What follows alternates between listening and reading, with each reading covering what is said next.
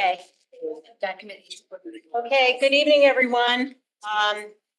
This is Lori Charlton. It's March 20th, 2025. I want to welcome everyone to the Board of Finance budget hearing.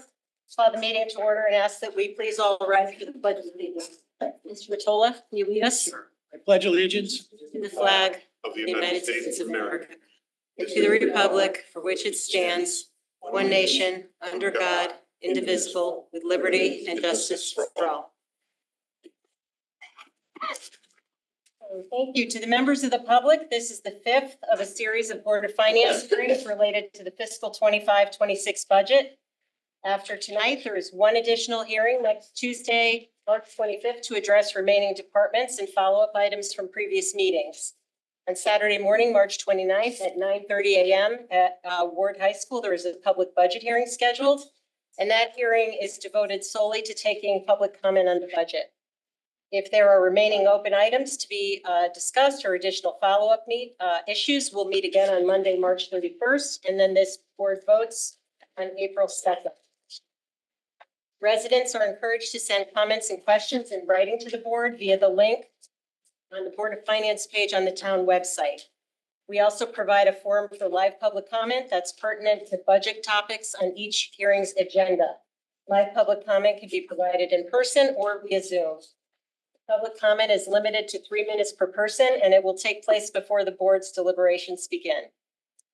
Public comment is an opportunity to make a statement, but it's not an interactive Q&A format. If residents have questions or want to have a discussion on any particular item, please use the link on the town website to reach out to board members in writing. If you are on Zoom and wish to make a statement this evening relative to tonight's agenda, please use the chat to indicate your name and address and that you'd like to be heard. And you can do that at any time prior to the end of the meeting, prior to the opening of item 3. And again, we will open up for public comment momentarily. Before we move to public comment, just a housekeeping item for my colleagues. We have a fairly lengthy list of follow-up items from our previous meetings, and some of them are fairly straightforward, where a board member might have asked about a fluctuation in the budget from last year, for example. Those answers are being provided in the online budget page that the administration's been maintaining, and you all have access to. For the more significant open items, and specifically where the board has requested additional data, I plan to update Tuesday's agenda to list those items out specifically. But the responses to all open items will be online and also provided in the supplemental backup for Tuesday. So if any board members have specific concerns or want to make sure that a specific topic you asked about is on Tuesday's agenda, just let me know via email. All right, so we are going to start this evening with a presentation from the superintendent and his team, and then we'll go into Q&A for the board. But before we do that, I will open up for public comment. So if anyone wants to speak, please come up and state your name and address for the record. And again, please limit your comments to 3 minutes. Thank you.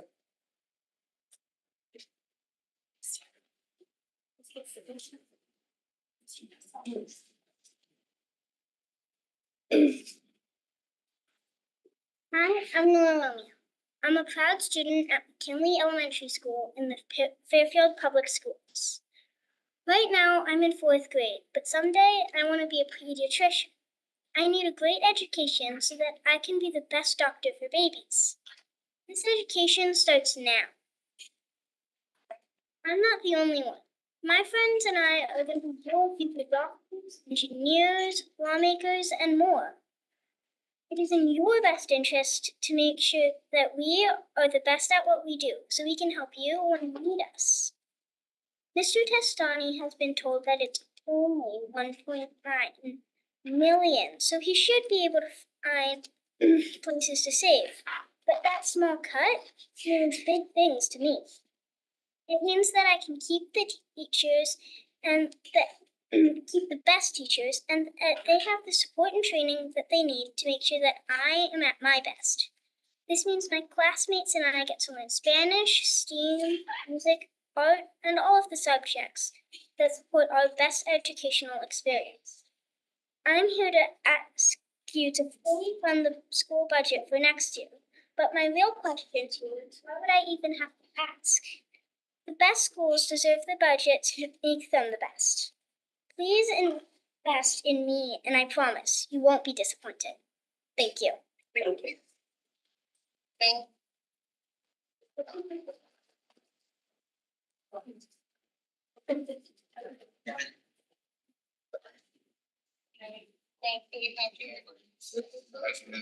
Yes, sure.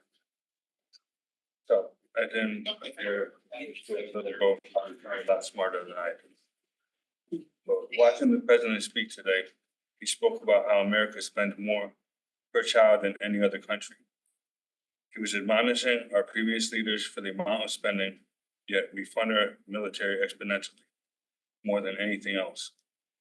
And rightfully so, they deserve our protection. Our children equally deserve to be educated. There's nothing more important to our kids and to our future as a nation. Understand that funding is now returning back to the state. Towns have to make do. We're putting education funding to everything on the top. Thank you.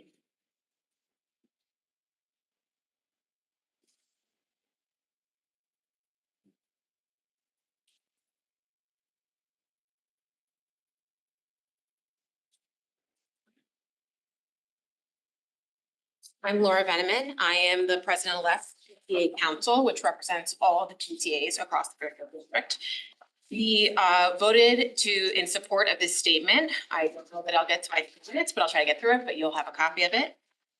PTA Council voted to support the Board of Education budget and to urge the Board of Finance to restore the remaining $1.9 million needed to fully fund next year's school budget. Fairfield is known for its strong school system. Both our high schools are ranked top 25 in Connecticut. Fairfield has 5 schools of distinction. Our town has always invested in education, recognizing the investment is to the benefit of our entire community.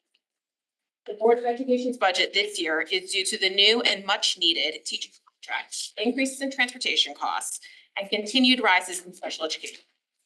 $888,000 in unanticipated health insurance costs from the state and a $209,000 pension adjustment from the town. Prior to ever sending school buses to the town, the Board of Education cut $2.3 million in costs by reducing personnel, including 6 high school teachers and IT and maintenance spending. Any further cuts will come at the impact of our students' programming and services. The areas that have been preemptively explored by the Board of Education include the world language program in elementary schools. Fairfield currently begins its world language program in 3rd grade. This is later than the other surrounding districts. Research has shown that earlier access to language learning leads to better fluency, cognitive benefits, and cultural understanding. These skills are more valuable now than ever before in our global economy. Budget cuts that result in eliminating Spanish curriculum from our elementary schools will adversely impact our students. Science, technology, engineering, art, and math, STEAM, fosters creativity, critical thinking, and innovation for our students. The curriculum equips young minds with the skills needed to thrive in an increasingly scientific and mathematically driven world. 5th graders across Fairfield recently completed in the Invention Convention, a pinnacle of the elementary school STEAM curriculum. Pictures were shared on the district's social media channels, and this program is at risk if next year's budget is not fully funded. Busing is a critical service of working families that depend on it. Fairfield is not the type of town that invests to perform in the state mandated minimum. Budget cuts would result in hundreds of elementary and middle school students losing access to the bus. If done, walk audits need to be done to ensure safe routes to school, new sidewalks in critical locations, a robust courtesy ride policy, snow removal in problem areas, and the crossing guard budget needs to be re-examined. This change needs to be done thoughtfully and in accordance with the Fairfield Safe Streets Initiative. PTA Council and its elected representatives from schools across Fairfield respectfully request the Board of Finance to work collaboratively to fully fund the Board of Education budget and to ensure students in our district continue to receive the educational programs and services that Fairfield has invested in for so long. Perfect. Just was 3 less minutes, than- right on the nose. Thank you.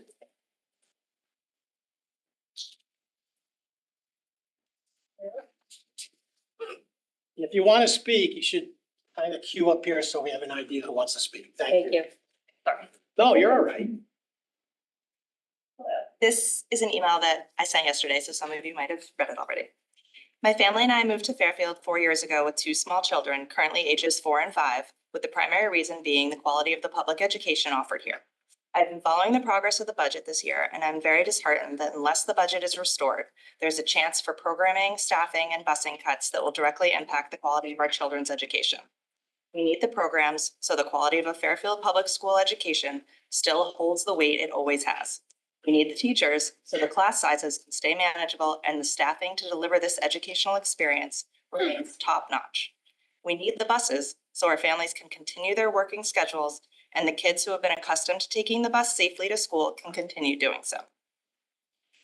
My daughter, who is in kindergarten, made a tinfoil doghouse the other day. She was so proud of it. And she learned so much from that one little day in STEAM that I know it's a small example, but it'll help just bring to light what this means from a tactical standpoint from a parent who sees her come home with this little project.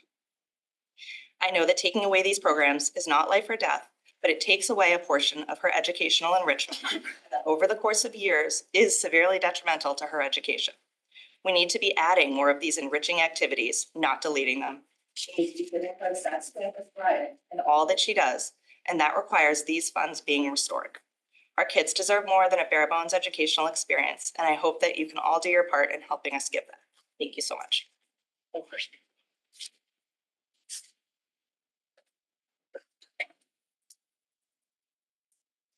Hi, good evening, members of the board. My name is Fatima Mateos and I live at 286 Roosevelt Terrace. First off, thank you all for your time and all the thought and effort you put into this process. I'm a Fairfield resident, a PTA president, and most importantly, a mom of 3 young children, one of whom is in 2nd grade at Holland Hill, with 2 more at home who will be coming up through our schools. Like so many families, my partner and I moved to Fairfield for the school. It was a dream come true because we didn't just find great schools, we found an incredible community.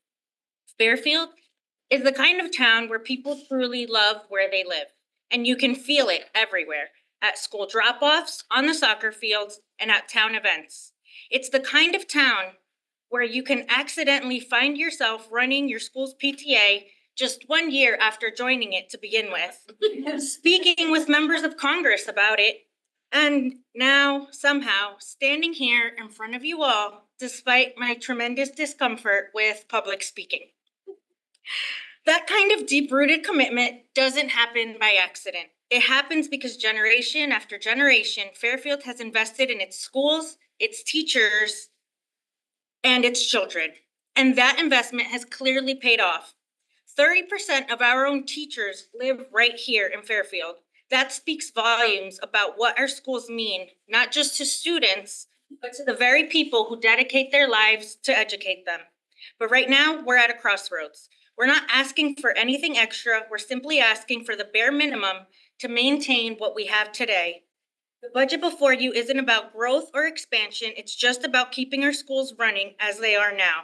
And yet, we're $1.9 million short.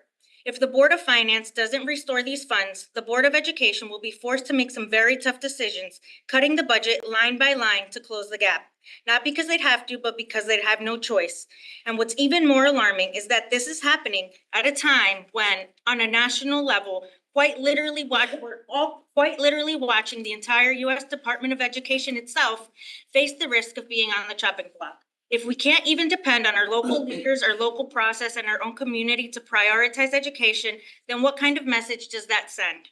What kind of impact will that have, not just today, but for years to come?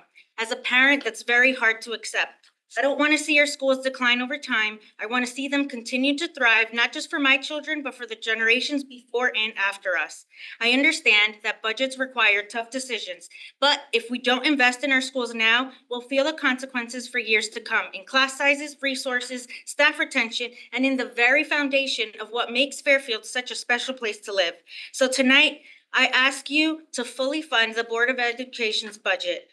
Not just for the parents sitting in this room or the students in our schools today, but for every child in this town, past, present, and future. Thank you. Here.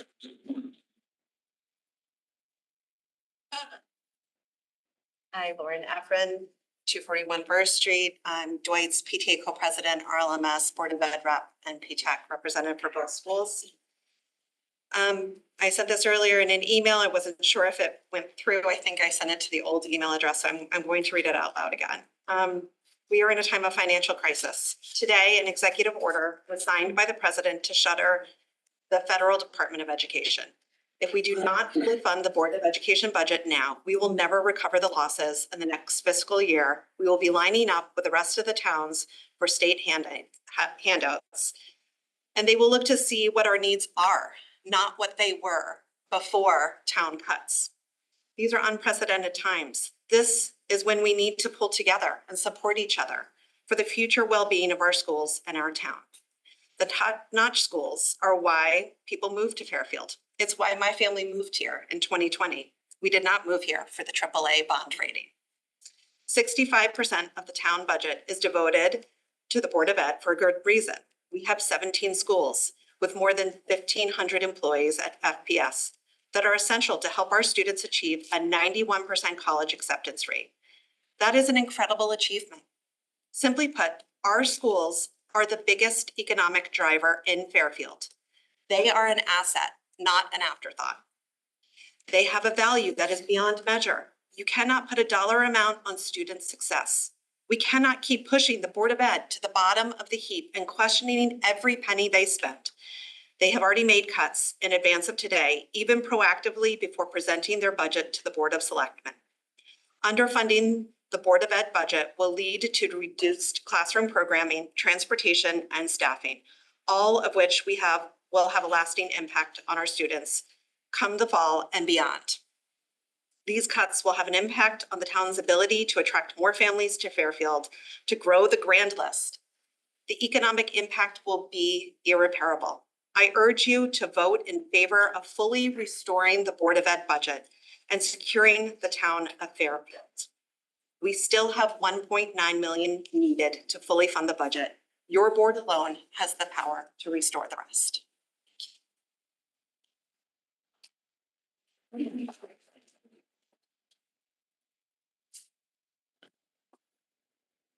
Hey, can you guys hear me? Yes. Yeah, we can. So Prue asked if everyone who comes up to share their name and their addresses, and then also, can we get that presentation off the screen, because there's like 30 people remotely on Zoom right now, and I have a feeling that some of them are going to want to have some sort of public opinion. Yep. We can Thank do you. that. Thank you. Okay, sorry, go ahead. Megan McHale, 188 Range Road. Thank you for this opportunity. I hope that you will fully restore the Board of Education's budget to its original state. There is nothing to be cut that would not represent a significant loss for our children and therefore our community. I would like to think that I live in a place where doing the right thing is prioritized over saving a dollar. Please prove me right. I implore you to trust the work that these experts have done and fully restore the DOE budget.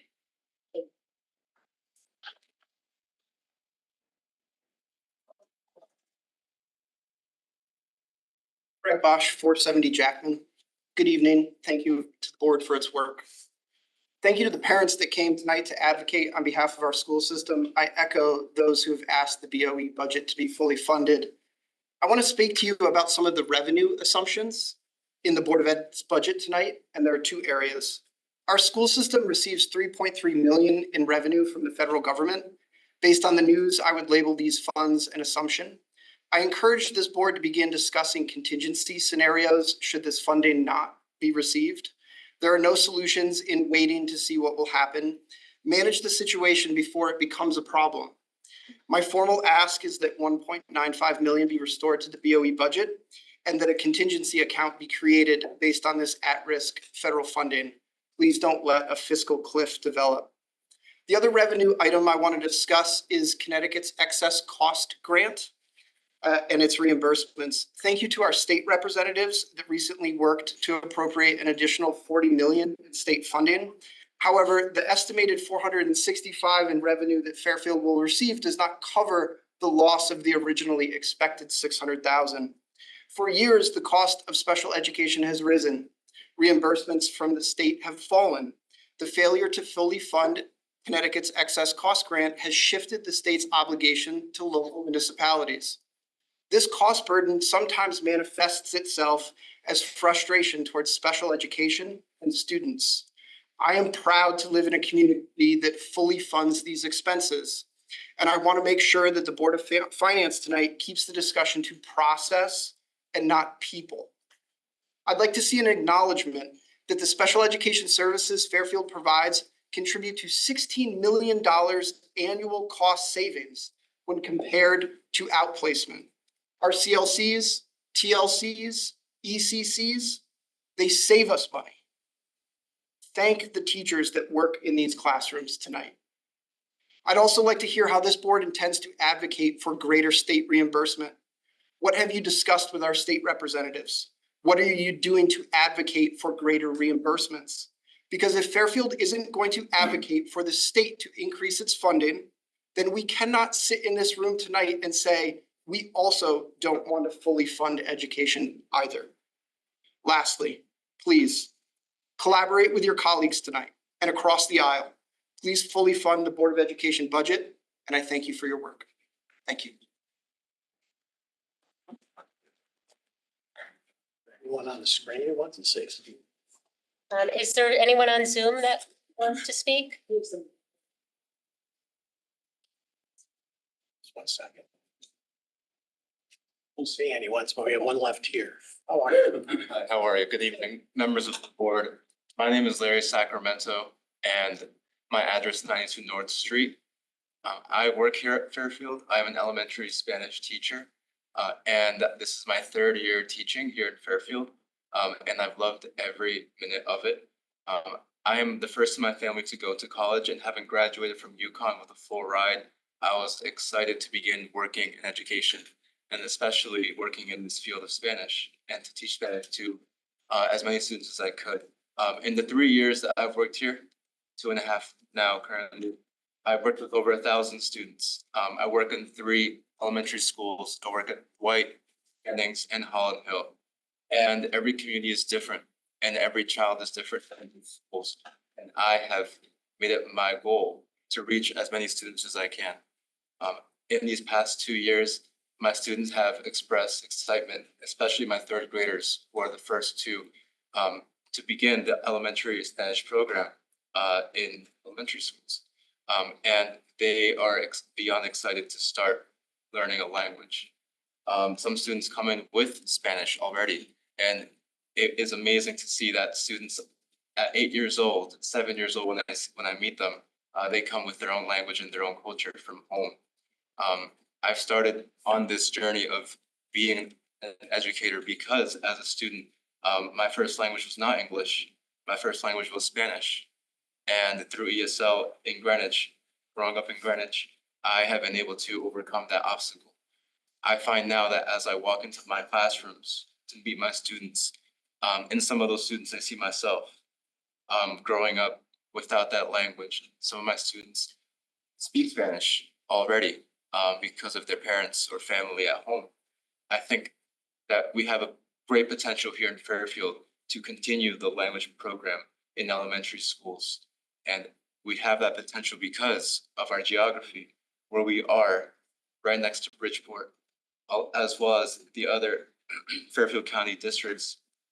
We have an influx of students who could benefit from having someone that they can see and relate to in more aspects than just their academics, but also in their language.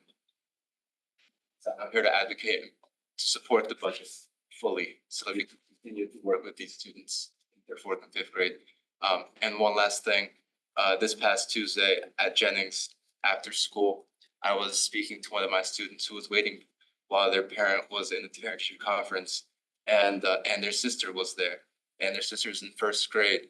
And when I met them, and as I was walking away, after we talked, they said, he is going to be our Spanish teacher in a couple of years, next year in 2 years. And in that moment, 2 years ago, my first year here, I would have been excited to say, yes, I will be your teacher in 2 years. But after this, after that day, I couldn't really feel that same emotion, that same excitement as I did my first year here. So I wasn't able to reassure them that, yes, this program will be here in 2 years. Thank you for your time. Thank you.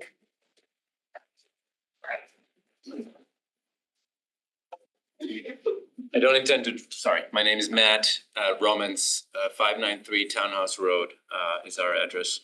I don't want to drag this meeting longer than expected or planned, but I think it's important to hear all the voices. It's hard to follow all the amazing comments already made by the others and the beautiful testimony of the teacher here. So I'll keep it short, but two, I think, important arguments to argue against the proposed cut. The ethical argument and the economic argument. I think the ethical argument is very clear and it's been expressed over and over. It isn't right to harm the future of the children with taking away a chance to get great education or diminishing that chance, particularly given that most and many of the adults in this room have been enjoying that, privilege in the past. Making sure that both the students and the teachers have that same opportunity going forward is just the ethically right thing to do. Secondly, the economic argument, as was pointed out, one of the reasons why young families move here and pay frankly outlandish amounts of money to buy a home here, Fairfield being in the top 10, I think, counties in the United States in terms of, income and affluency, and then pay taxes and therefore income to the city is because education is great. So basically by defunding or taking away budget from public schools, what will happen is the influx of money will come down as well. So there's an economic argument to maintain the level so you can actually continue to count on those families moving here, on those families, protecting the value of their homes and paying the taxes that we need to. So I think the ethical and the economic argument really make a strong case for protecting the budget as it was last year, even increasing it, as was mentioned by some others, or creating, a fund for the scenario that we get diminished from the federal level as well. All right. Thank you for your time. Thank you. Okay. Just double checking, anyone else online want to speak? I would love to. My video doesn't seem to be working, but I am here on Zoom if you guys can hear me. We can hear you. We know who you are too. Go ahead. Good evening, everyone. David Krasnoff, 155 Burr Street. Coming here as a board member and as a parent to advocate for the budget. We worked very hard to try to keep this budget as lean as possible because we know this year is a tough year for all of you. For the entire town, we're trying to keep taxes as low as possible, not raise mill rates as best we can. And just my big concern is in looking line by line, I don't see a lot of meat left on the bone. I wish I could sit here and tell you I did. And I hope you will reinstate all, if not some of this money so that we can keep doing what we're doing and try to give this town as best an education and chance as we possibly can. Thank you. Thank you. Okay, anyone else? Get the presentation back up. And for those, let's see, if we have any board members online, while we have the screen shared, we can't see you. So if any board members want to ask a question, please just speak out or you can text me if you recognize. Welcome, Mr. Testani, Ms. Laborious, Mr. Peterson. Thank you. Good to see you guys. I'll turn it over to Mr. Testani is going to do an opening presentation and then we can proceed with either turning pages in the book or however the board wants to lead you to the next.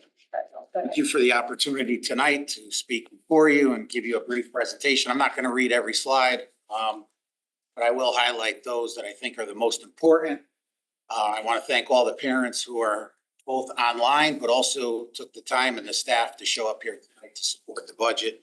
It just shows you how passionate we all are about protecting what our students need and what they also deserve.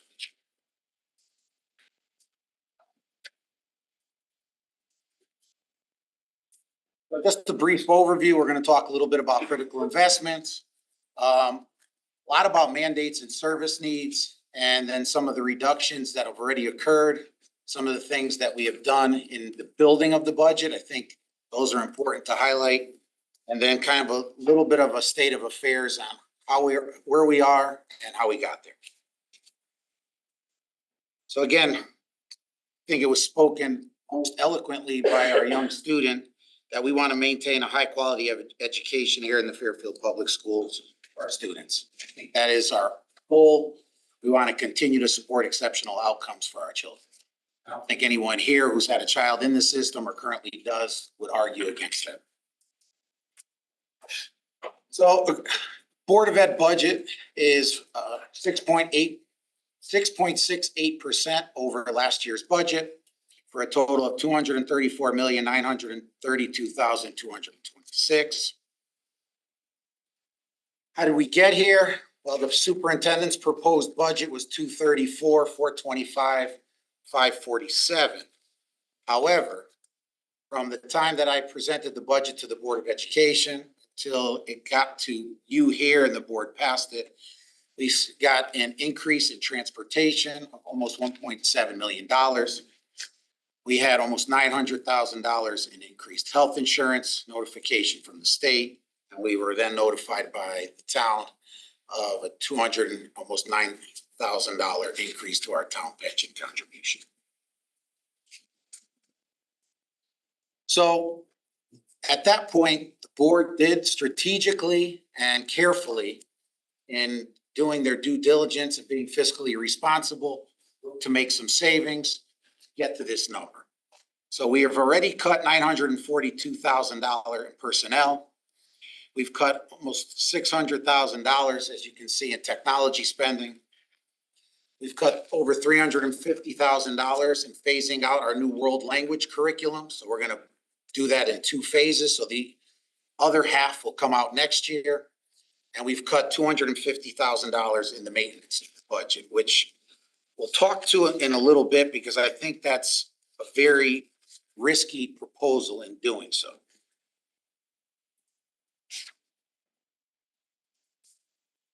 So how are we doing compared to other comparable districts? Because I know that's always the question. How's everyone else doing?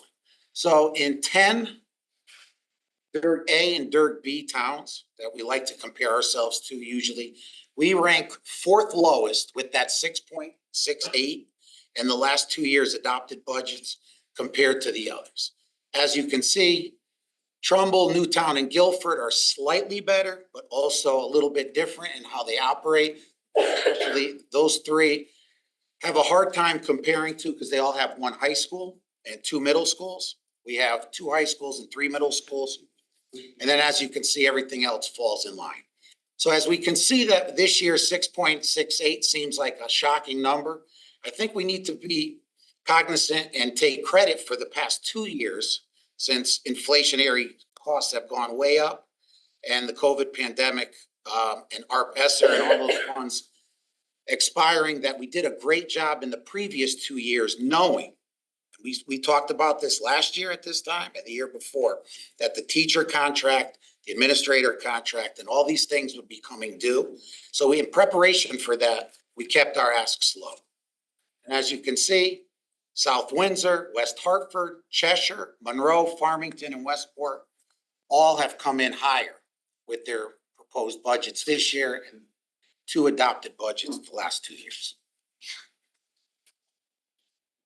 To that point, the majority of this budget, 6.25% of the 6.68 are fixed costs. Nothing we can do about these costs. They are all attributed to contractual obligations, both salary and benefits. We have critical building maintenance, and I know that's still here in the budget, and we're a phase away from removing some of those projects from the budget. That'll drop the ask to the because right now we're at 2.95. I want everybody to be aware of that. And then we have the inflationary operational costs attributed to the transportation and higher energy prices. So again, before we got here, we were at 237,054,226. So the total impact of the first selectmen's budget reductions was 5,013,939. So the Board of Selectmen then restored 2 million of that. We have a potential $1 million coming off capital projects. That leaves us with a $1.95 reduction that we currently are discussing. Some of the areas of our budget, again, are driven by mandates or external factors, which we must address to meet the needs of students and staff. A lot of that is special education, as we'll see coming up in future slides. Special education costs continue to grow as prevalence rates increase. Also, that includes the rise of tuition for specialized programs outside of the district as we continue to bring more kids back into the district. And then the loss of excess cost funding from the state of Connecticut, which we'll see shortly. We have huge increases to transportation services as a result of an expiring 2018 transportation contract due to rising labor and fuel costs. So we must ensure our budgets account for these growing expenses. This year's 12% increase in health insurance is to offset last year's much lower, I think it was 3%. So we did account for and give back. Last year, we took a cut when it went from the assumption that we were given to the actual 3%. This year, we're just bringing that same money right back into the fold because the assumption was a little bit lower and now we went up. These mandates are crucial to our operations and we must address them responsibly in our budget request. Investing in our classrooms, our commitment to high quality education. Over the past few years, we have prioritized our high quality staff who directly support classroom learning. Investments reflect commitment to educators, student success, and instructional quality. Despite rising costs in special education, transportation, utilities, and pensions, we kept our focus on ensuring students and teachers were not impacted.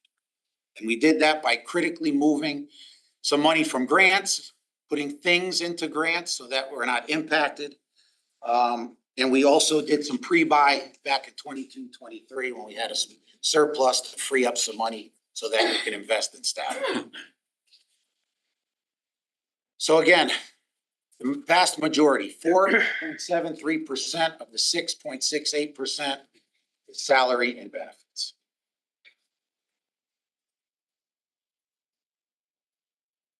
Another 1.52% is transportation and maintenance. The cut doesn't even cover the transportation and maintenance if we sustain this 1.95 million and the contractual obligations. We'll have a small percentage increase in special education. Most of that's due to the excess cost loss and also the increase in tuition and contractual services.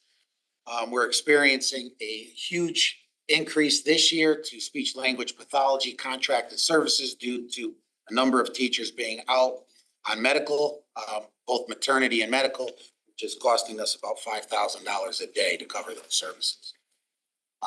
That's driven the budget a little over $225,000 to date. Rise. Cutting the budget is going to leave us with zero room next year. It was talked about briefly, but I think it's worth mentioning. You've all seen this slide before. We have 259 students who we serve in district. Those in district programs not only provide high quality education in the school, in their neighborhood school, their peers, but it also saves the district over $16 million cost avoidance if we had to send these students to out of district placements. So because of the quality of our in-district programming, you can see here the trend line coming down. We have a decrease in outplacements and settlements this year compared to last year, compared to the year before. However, because of increased pricing that is hot topic this year in the legislative session to try to control costs that are being passed along from out-of-district placement facilities to districts. We're continually seeing the costs rise, even though less and less kids are going out of district. We also continue to see more and more students identified with special needs. This is on par with the state. So at current rate, we're a little bit over 19% of our population that receive services. This again is in line with what we're seeing, the trend statewide. More and more students have more and more needs, and we need to provide those legally. So again, this is the slide I think we need to focus on. So going back 3 years, the total outplacement budget was a little over $8 million, and we received a little over half of that money back, a little under half of that money back in excess cost. Fast forward to this year, with less kids, the budget has risen to over $12 million, yet we've only we received half of what we received. So do the math. 4 million increase, 2 million in decrease, net of loss of $6 million in excess cost and out of placement tuition with less kids. We continuously look for ways to make our operations more efficient. Even though we use the word efficient, public schools by nature are not as efficient as a private entity. We renegotiated equipment and service contracts to continually go out to bid for services to try to maintain and seek out better products at lower pricing. We've optimized our print management. We're saving costs while reducing paper usage.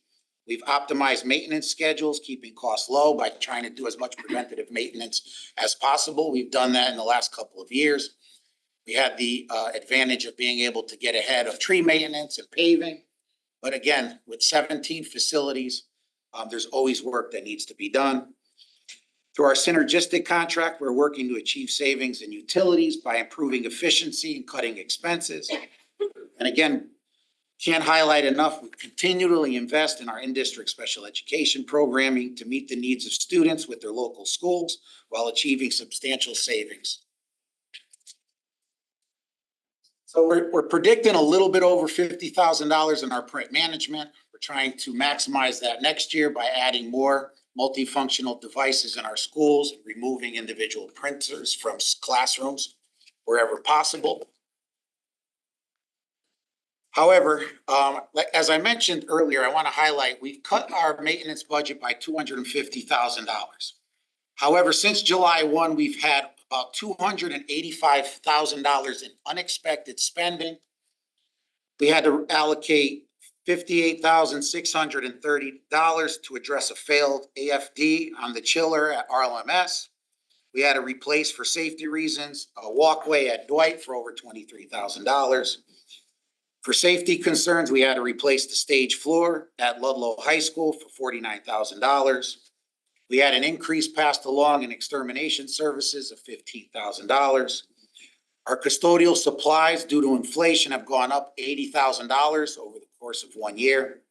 Maintenance supplies increased our budget by $30,000 this year. We had to purchase air purifiers for Dwight Elementary School to the tune of $28,536.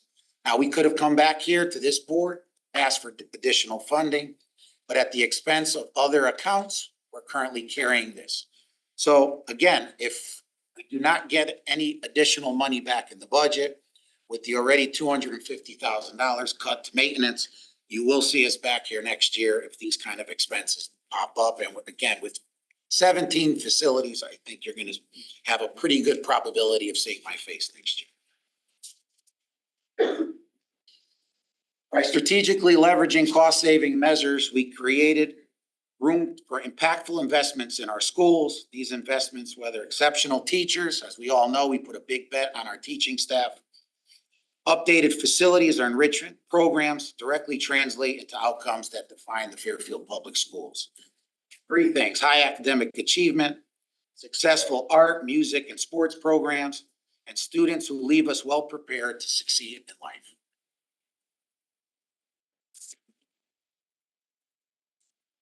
Complicated. And again, I always say to you, the why. Why do we do this? The what will continue to change, but the why remains constant, our students. Today, I was at a conference this morning up in Bristol. I got to hear our former Secretary of Education, Miguel Cardona, speak briefly. And again, the why is our kids. And the one thing we can always count on is public education and providing what we need for our students. In Fairfield, we remain focused on our students by providing them with the opportunities to help them be successful.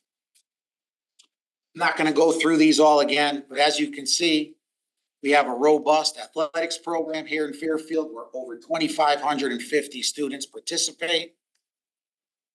Our arts community is top-notch, second to none here in Fairfield County, and I would argue maybe nationwide. Our music program, again, top-notch. I would say second to none, not only here in Fairfield County, but also nationwide. We had 288 students who earned the seal of biliteracy. It was mentioned by one of our president-elect of PTAC that we had 5 schools of distinction this year, 3 national merit semifinalists and finalists. We have an A rating on niche and 137 AP scholars. Over 91% of our students participate in post-secondary education. We have expanded our early college experiences with partnerships with the University of Connecticut, Sacred Heart University, Norwalk Community College, University of Bridgeport and Quinnipiac. Over 220 colleges and universities our students were accepted to from the class of 2024. And our students engage in a variety of art, drama, and music programs and athletic teams. People ask what happens if the Board of Finance fails to restore the $1.9 million. There will be further reductions. And again, I want to stress further reductions because we've already made reductions and we'll go through that. We've eliminated 9 teachers so far, 9 staff members. We've cut the programs, the rollout of world language. There are other items on the list of things that we'd like to roll out with our gifted program, but these are all programs that'll be and services that will be reduced or put on hold if we do not restore it for 1.95. I just want to talk a little bit about some of the risks in the current cuts. We have no additionals. We will not be able to fund any additional sections due to enrollment in elementary school. We will have no room for emergency maintenance projects or increased costs for goods and services that pop up. We have a $460,000 shortfall in special education due to the restoration of the excess cost funding for 1 year. That is for this year. That cannot be passed on next year. And we definitely, as it was mentioned, need it for this year. We cannot take any further reductions to excess cost for next year. We cannot anticipate, we will not be able to afford any increases related to special education. Any increases to utilities, which I think we all know with 3 schools coming online next year with air conditioning, there's going to be increases to energy use. We have already cut 9 positions. If we were going to just look at personnel moving forward to cut a $1.95 million gap with an average salary and benefits cost of $90,000, that would mean 21 additional positions. Thank you. Thank you, Mr. Testani. Really appreciate that presentation. And I just want to say, my favorite part of it was the summary of our students' athletic and academic achievements. It's just great. It's so great to hear, and just congratulations to the students, and thanks to all the teachers and leaders in the district that make that happen. Well, I just want to add one thing, and I thank you for acknowledging that. You know, I know you guys have a difficult job here. And you're looking at spreadsheets, you're looking at budget books, and we're looking at numbers on. But I think we have to be cognizant with all those numbers when it comes to the Board of Education. There is a name and a face associated. And I've said this to our staff. We look at data points. They're not just numbers. There's names and faces that are associated with those numbers. And I think that's important to stress here because every dollar is attached to a child. Thank you. Mr. Peterson, welcome again. Is there anything you want to say on behalf of the board? No, I mean, I think Superintendent Testani said it very comprehensively. My board has trimmed the budget, trying to be kind of a good partner. It's going to be a difficult budget season. Those cuts were difficult for us to make. We didn't agree on all the ones that were before us. We agreed on a lot together, more than $2 million in cuts before we sent it on to other town bodies. You'll note that our vote was not unanimous, but some of the votes against our budget from our board were because members felt we were cutting too much. So representing my board is very much in favor of returning to our requested number. We are cognizant, as Mr. Castani says, that we are very reluctant to make any further cuts, further deeper cuts than we've already made that might impact programming and the actual classroom experiences for kids. So those are the things that we're really looking out for. We're trying to be good partners. We try to come into this with that attitude. But looking at this $1.95 million additional cut, I think those are going to be difficult choices for us to make should those get passed down to us. Thank you very much. All right, so I want to turn this over to the board for questions. It would be helpful if possible if we, not mandatory, but might be easier if we try to stay somewhat in order of the book, but I'll leave it to anyone who has questions. There's a good summary on page 7. I don't know if anyone wants to hit any of the you have any high level questions that you want to hit on the major categories or any questions on the detail. Can you walk me through the numbers? I was looking at this prior to looking at the different levels of presentation that being originally presented to the board and board selectmen and added back to them. What are the numbers you have on the page that they include the 1.95? Can you just walk me through that page? Sure. So originally, the superintendent's budget was 234, 428, 547. And then the new total, after we found out about the additional transportation, health insurance, and pension, increased that number to 2791, 421. Then the board cut 2,287,742, which brought the number back down to 234,932, 226. And then the Board of Selectmen's cut with the restoration, we're now back at 232,040,847. Again, pending 040,847. That's pending RTM vote, I believe next week, possibly on monies for the 3 maintenance projects that were voted on by the Board of Selectmen, the Board of Ed, Board of Selectmen, this body in the last couple of weeks. Okay, so the 232, that is less the 1.95, correct? Correct. But that includes the 2 million back. So that's Yes. exactly where we are now. And Correct. you're asking to add. Correct.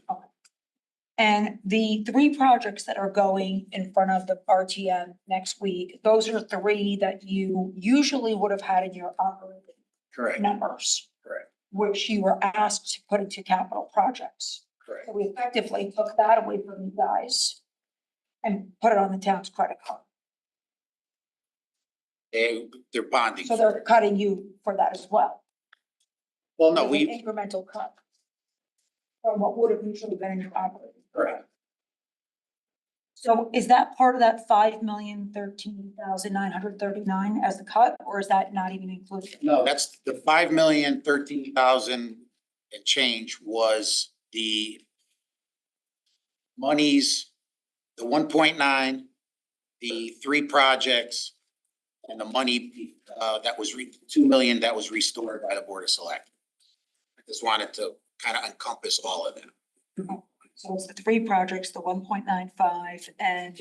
2 million that was restored, correct. And that was on. That was the budget that origin- You guys had that was already the gone ori- through your cuts. Right, that was the original cut after the Board of Ed cuts, and then the 2 million was restored. I'm gonna have So from the original, if we had not cut the 2+, it would have been a 7+. probably felt pretty upset for taking that leave and cutting all that to begin with.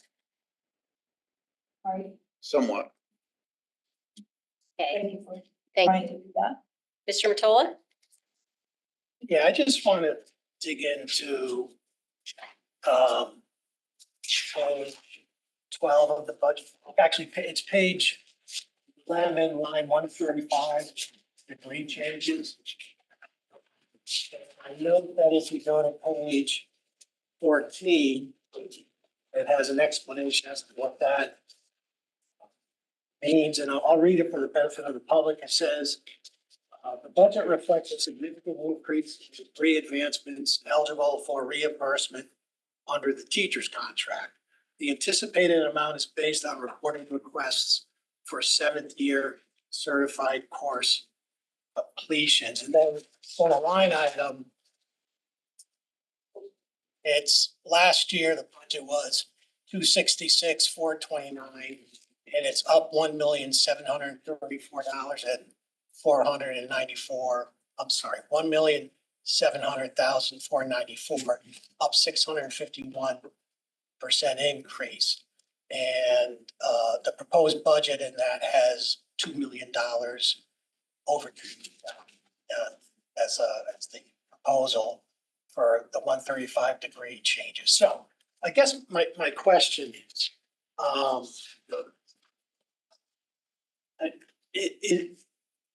is that, that was something I understand that was negotiated in the last collective bargaining agreement that went into effect July 1, 2024, correct? 2024, correct. All right. And does that relate to what's called the legacy employees? No, not many teachers enter the profession with a bachelor's. Not many teachers enter the profession with a I bachelor's. get that. Yeah. Then you have a master's lane, Yes, sir. and then the next one is 6th year, Next year. and then the next one is a 7th. That's the lane that was closed off for a number of years and in this negotiation reopened. All right. And then the last lane's a PhD, right? Correct. Okay, and so when the board entered into that contract, I know that section 11 on your contract, it talks about 7th-year salary lane. And it says the salary lane for those with a 7th year shall be reopened. What does that mean? So the 7th year had been existing in the contract. There wasn't many people left in it because it was closed off. I don't know how many negotiations ago. So teachers were not, and that's why you had the legacy folks. You had people that had enough credits that would have been in that lane. But because it wasn't an option, so by reopening it, now teachers in the 6th year could have the opportunity to move in. All right, and so It's kind of like, it would have been two ways. We could have put the money into the contract itself, into the regular annual increase. I think this was a good way to encourage our staff to go and get further education credits, graduate credits, to improve their craft, to earn the extra salary. So I don't mean to be critical here, but I'm gonna have to just ask you this question. So this is a gigantic increase in your budget. We can all agree to that, correct? It's a large increase for 1 year. And I think mainly because the contract was negotiated and signed in 2023 fall.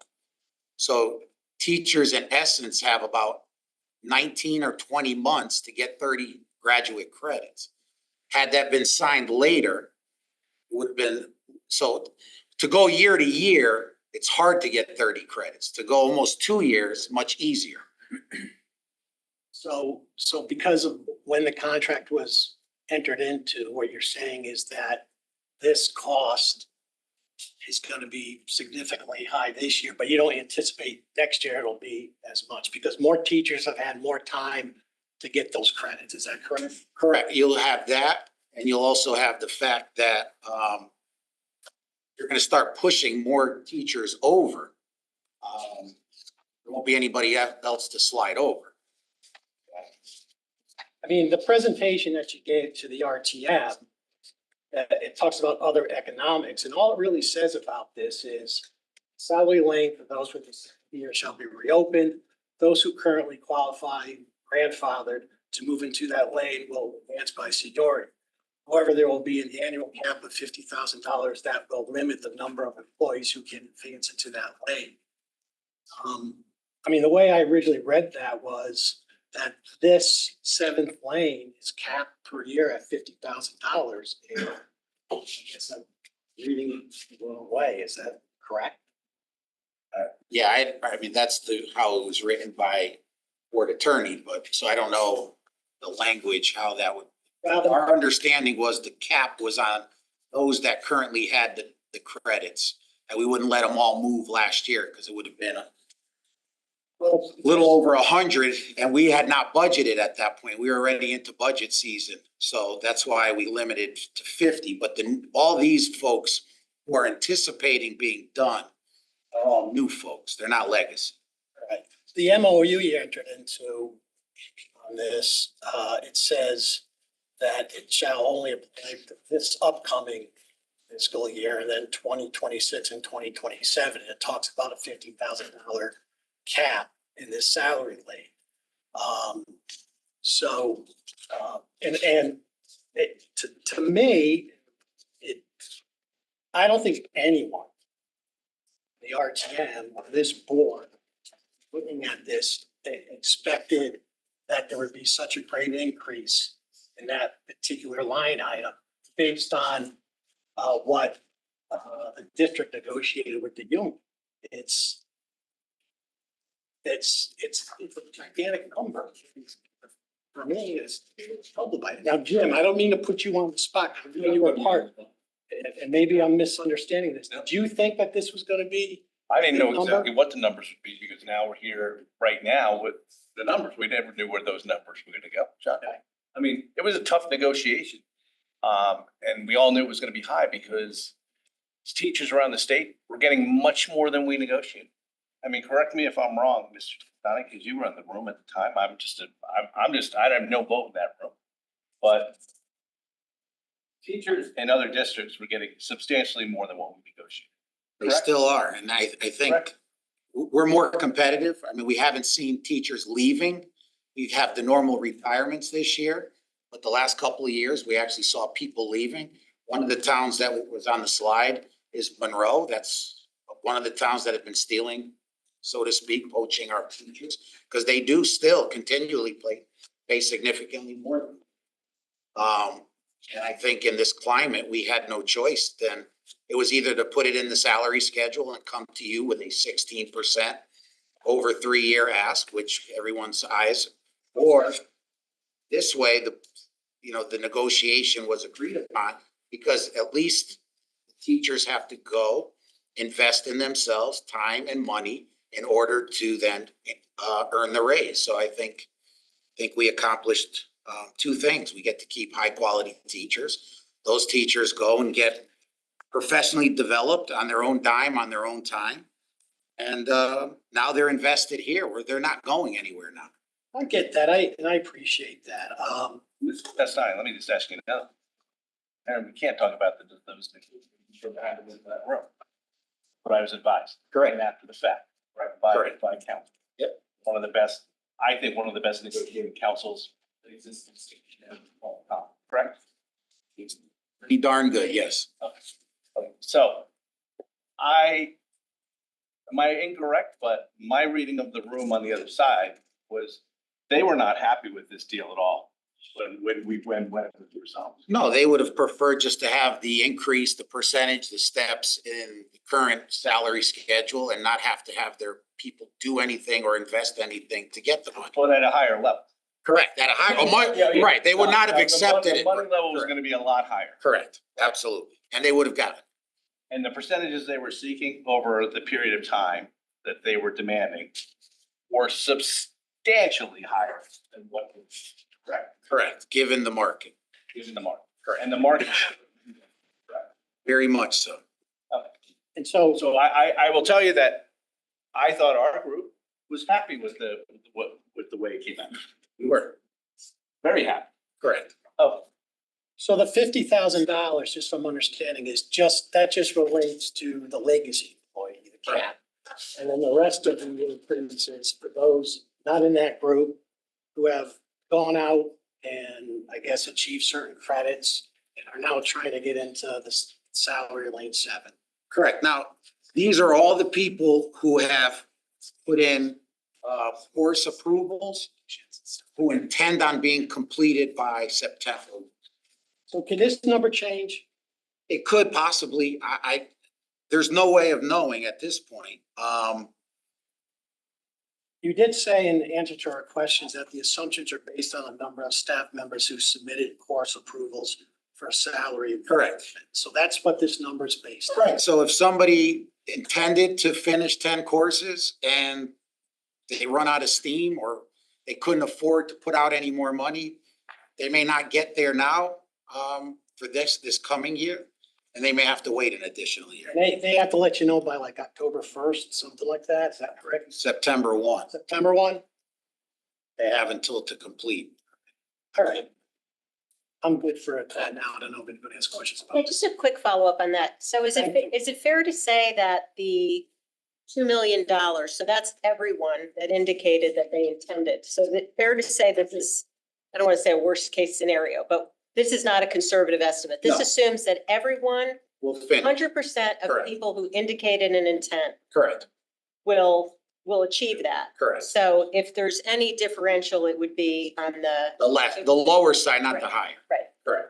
If anything, it's going down. It's not going up. Correct. There's no risk on that. No. And can you just confirm, so the $50,000 cap on the legacy employees is what's built into your calculation? Because we asked for the calculation, I Yes. didn't see it. Yes. But the 50,000 is. They're all, yeah.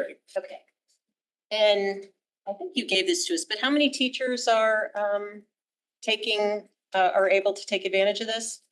Well, anybody can take advantage. You have a number in your calculation. Right now, the ones that indicated they could is around 300. So 300 teachers. Can you find, it's really important. Sorry to ask this. Can you find out, you ask again, how many teachers that have said they're going to do this for this upcoming year are actually on track to do it? Is that something you can do?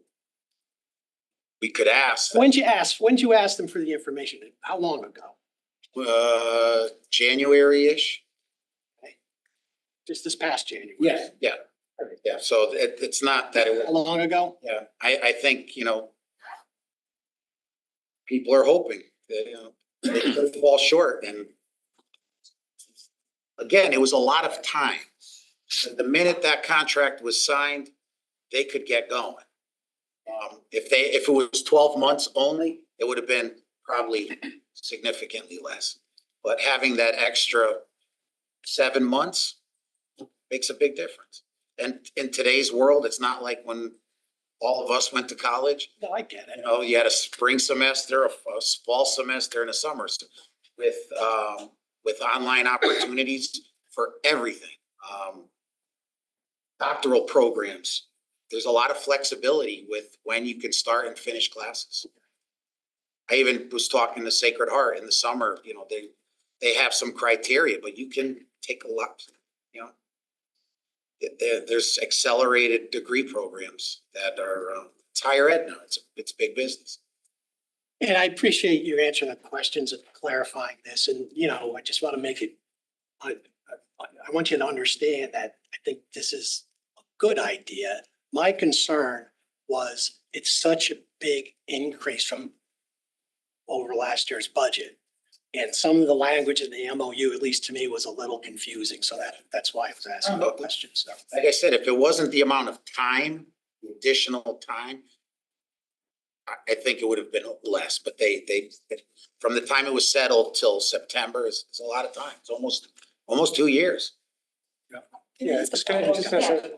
Yeah, any follow-ups on this issue, Ms. Ruggiero? So no, isn't that all part of the contract negotiation? Wasn't that part of the 4+% that you're seeing as the increase? No. It's not the wages. No, that's not the wages. So this is. And that's why I think to Mr. Walsh's point, if it was just strictly wages, that 4+% would have been much higher. And we would have been seeing this, instead of in degree changes, you would have just seen it in the salaries.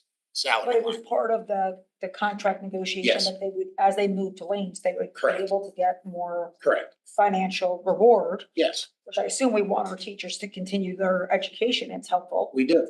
And it helps them get, a better salary compared to where they're at and be more, And I would argue the 7th year lane, because for 6 years, most people will go back and get it in ed leadership, and then they never intend to work as an administrator. So there's some benefits to that. But the 7th year, there is no 7th year. So these are all directly related to what they choose to improve their craft with. So I think we get a lot of return on this investment. Mr. Penley? So just for the follow-up items, and I tried to ask this on the budget worksheets, the PDFs where we submitted questions. Is it possible to get where they are on the credits? I mean, can you not ask there's nothing that prevents you from asking it, right? We can ask, but it's kind of hard because, they're in the middle of a semester right now. They could be halfway done. Usually they'll just submit their final transcript. They won't just keep requesting more transcript. I think it would be helpful. I don't know if I'm alone, but I think it'd be helpful to see how many of the 300 teachers are realistically going to finish 30 We've credits. gotten right now fully completed over 115 already. I see. That's for sure. So, and that was as of right after the first of the year. They're coming in. Any other follow-ups on this item? Mr. Walsh? I have some follow-ups on Mr. Giro's question. So, I just want to be clear. You said that going into the Board of Selectmen, what was the total amount of the budget for staff? You mentioned a $237 million number. Going into the Board of Selectmen meeting was 234, 932, 226. That was the Board of Ed adopted budget. That was after the 2.3 million in the Board of Ed cuts that were made. How much cuts? A little over 2.3, yeah. So you'd already done those cuts? Correct. Okay. And then I just want to understand. So then first selectman cut 5,013,939,000. Correct? Yes. When he did his budget. Correct. Okay. Yes. And then the Board of Selectmen added exactly how much? 2 million. Even. Oh.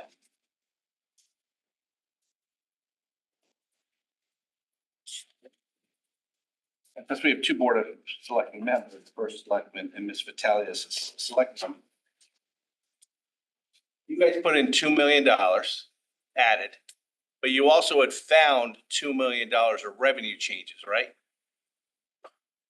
That night, the day that you made your final vote? You increased revenue by $2 million approximately, correct?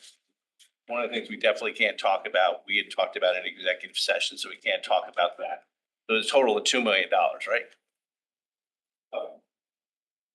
So in essence, you just took the $2 million and just put it and just use that $2 million to increase $2 million back into the board's budget, right? You didn't add anything additional. I made the motion to restore the 2 million, and I then had that intent to restore that 2 million before I found out that there was any additional revenue coming. Okay. Found out really at that meeting in executive session. So once you found out about the new revenue, though, you didn't add another 2 million on top of that additional revenue, which would have restored $4 million. I did not at that point new information. spoken about in executive session, so I don't want to say too much about it right now. I felt comfortable with that increase to the Board of Education's budget. Very much appreciate the difficult position of the Board of Ed while they cut $2.3 million. There was also an add of about the same amount in the transportation, the pension, and the health insurance. So I think it's important to realize that the superintendent presented his budget, and if he had known about these additional costs, his budget would have been higher. So it was somewhat of a wash.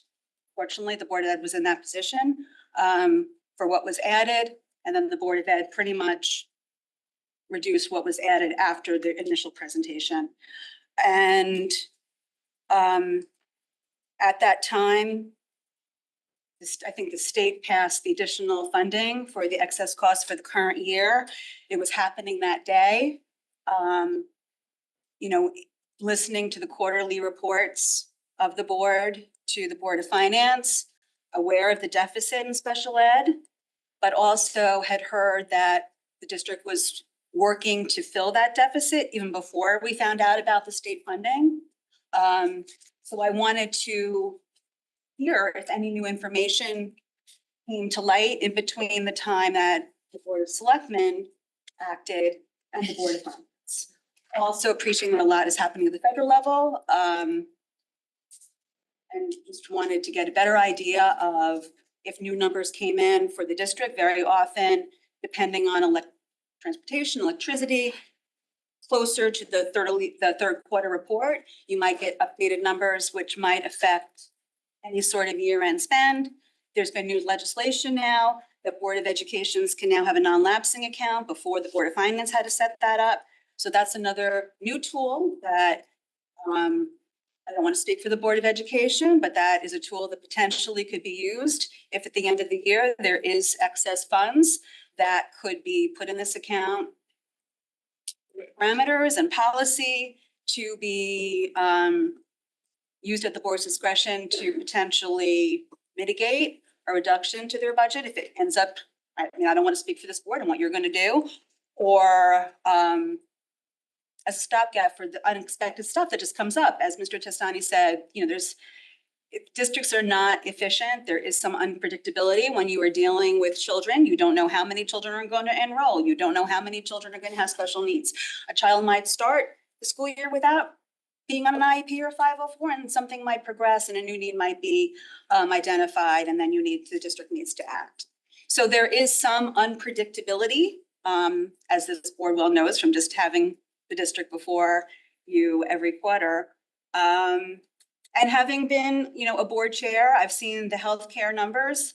You know, you have a census of staff at a particular moment in time, and you're budgeting for, you know, what they're currently enrolled in. If there's any sort of staff turnover, it could go either way. You know, someone who was on family now, if they get replaced and they're single or don't have health insurance at all, there could be a savings or there could be an expense. And there's some years that we're seeing, you see an increase. I think this year, is it close to $800,000 in health and a surplus in that account? And then there's been years that I've been on the board when we think that we have it and we were running a $600,000 deficit. So I think that in some of these salary accounts and benefits accounts and transportation and electricity, there's still some volatility, and was kind of waiting the month to see if any new information came out. I knew that you're not voting until April and you have the ability to add back. And knowing what it's happening at the state level. No volatility from your standpoint that's favorable. Not to the, no, right now it's all looking. So we had our second quarter review, right? How much are you guys in the hole, in the red? That's what It was about 450. Okay, so it's $450,000. And you know, we hold you to that. And if we're not gonna protect you on it, unless there's something dramatic happen, like something blew up or something, right? So, and you know that, right? Yep. So you know you always have to hold a lot of your maintenance money. You hold that in a reserve, even some of your technology purchases. You always hold that in reserve because you don't know what's happening over the winter time with snow and heating costs and what the weather's gonna be and other, right? Mm-hmm. Oh, Yes, So sorry. now we're sitting here at a much better situation to know where we're going with that. Since it's now spring is kind of springing right now. Correct. And you're still $440,000 or more in the hole. Okay. And now the state comes by. And even though the governor originally doesn't want to give any more money, right? He doesn't want to give the $40 million that the legislature wants to do to help out on your excess costs. And by excess cost, we're talking about, these are really excess costs, right? 4.5 times the normal amount for special ed, correct? The per pupil expenditure, anything beyond that. Yes. So it's that, really drastic. it's the number you saw in the slide, the 2.1 of the 12.8 million. Okay. So now they come by, and almost as a miracle, it turns around. And how much are we now going to get after the legislation has been agreed and the governor changes his mind? 460? 460. It almost plugs your hole, but you had some amount planned in your budget for excess costs, right? From last year. Right. As revenue. Right. And what did you have planned for last year? What did you have in your budget for that? 2.7. 2.7 million? Right, and it was cut to 2.1. Now we're getting 460 back. We're still at a deficit. You're still at a deficit. Correct. Okay. So I don't understand why we're talking then about taking this year's money, right? This is your money that we're holding you to. It's our money, And correct. potentially putting it in some holding account for next year's expenses. That seems like idiotic, to be quite honest with you. Well, you can't do that anyway. It's the excess cost money that's for this year only. Oh, okay. So you can't put it into a lapsing account. Not that money, no. Okay. To be clear, I was not suggesting putting that money into a non-lapsing account. That money is to fill the deficit that currently exists in special education. Okay. That was just, What are you talking about? well, the board had reported to the Board of Finance before that we knew that this $460,000 was coming, and reported to you that they thought they were going to be able to manage it. And that they're in part, so, and I have witnessed and been a part of boards managing it. Yeah, well, and we have seen it. And you know what gets cut? Maintenance to our buildings gets cut. That's what gets cut. No. Correct. Is that one of the things they cut? And technology. Well, very often things sometimes get reduced, or sometimes at the end of the year, when the electric costs come in for the winter, there has been a savings. Now, I'm not necessarily saying that's going to happen this year. I don't know, but that has happened in the past. Transportation, at the end of the year, we budget for teams going to playoffs or states or the special eds, private education. There's sometimes been a deficit. And you find it at the end of the year. I am not saying, but right now, I think that this is something in terms of not looking at it. Very often before the option of a non-lapsing account, it was a very finite end to the fiscal year. And if there was money that was left over at the end of the year, the board would either try to spend it down, and sometimes they could and sometimes they couldn't, or it got returned to the town. Now there is an option of looking at it over the, potentially, if they choose to use this account, over the course of 2 years, especially since some of the cuts that the Board of Education has already made that do impact programming potentially, they have some, it affords them some potential flexibility if they choose to take that route. I'm just saying, it's my opinion. We're talking about cuts to this coming budget. That's what we're talking about tonight. And what I don't want to do is to try to suggest that they should try to take this money applied to special ed, because that's the law, but then have them not do what they were supposed to do in last year's budget, which is then basically a cut to last year's budget and this year's budget. That's what I don't want to do. So let's. I'm not suggesting them cut this year's budget, but if there's year-end spend, I think that there's an option to be strategic with that funding, if it's there. I don't know if it's there or not making any assumptions. I'm just going from past history of knowing how the year end plays out, that a budget is really an assumption and you get more information as the year goes on, and even at the end of the year, sometimes you find yourself short and sometimes you find yourself with some extra funding. And very often, and as you will know, when you're with my experience in the past, especially with town purchasing, getting things encumbered, that last month of the year sometimes can be difficult. You very often might encumber things that are easy to encumber rather than being strategic.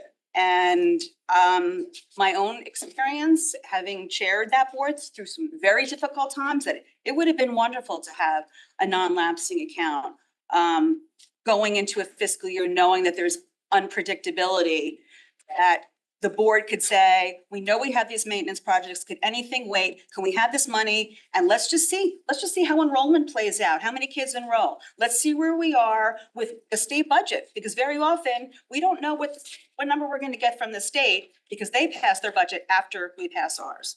I am in no way suggesting that the Board of Ed should not, do what they need to do this year to meet their maintenance needs or their educational needs. But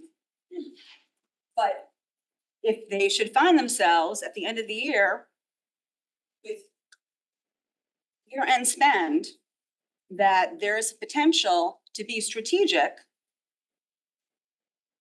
in how they expend that money in a way that was not necessarily available prior to the legislation with a non-lapsing account. That is it. Trying to, and given the other needs of the town, when I voted, concerned about other parts of the town budget, which is why I did not make a motion for a full restore. Feel more comfortable in terms of the 2 million. I appreciated that the larger reduction would have been, less flexibility in some of these account numbers, these accounts that could swing either way. But very much was looking forward to this board having the discussion and seeing how we could potentially work together to, we came up at the Board of Selectmen table in terms of shared services. I think that facilities and maintenance is one of the first areas that we need to look and see if there can be a partnership to be efficient with how we are taking care of our buildings, cleaning our buildings, taking care of our grounds.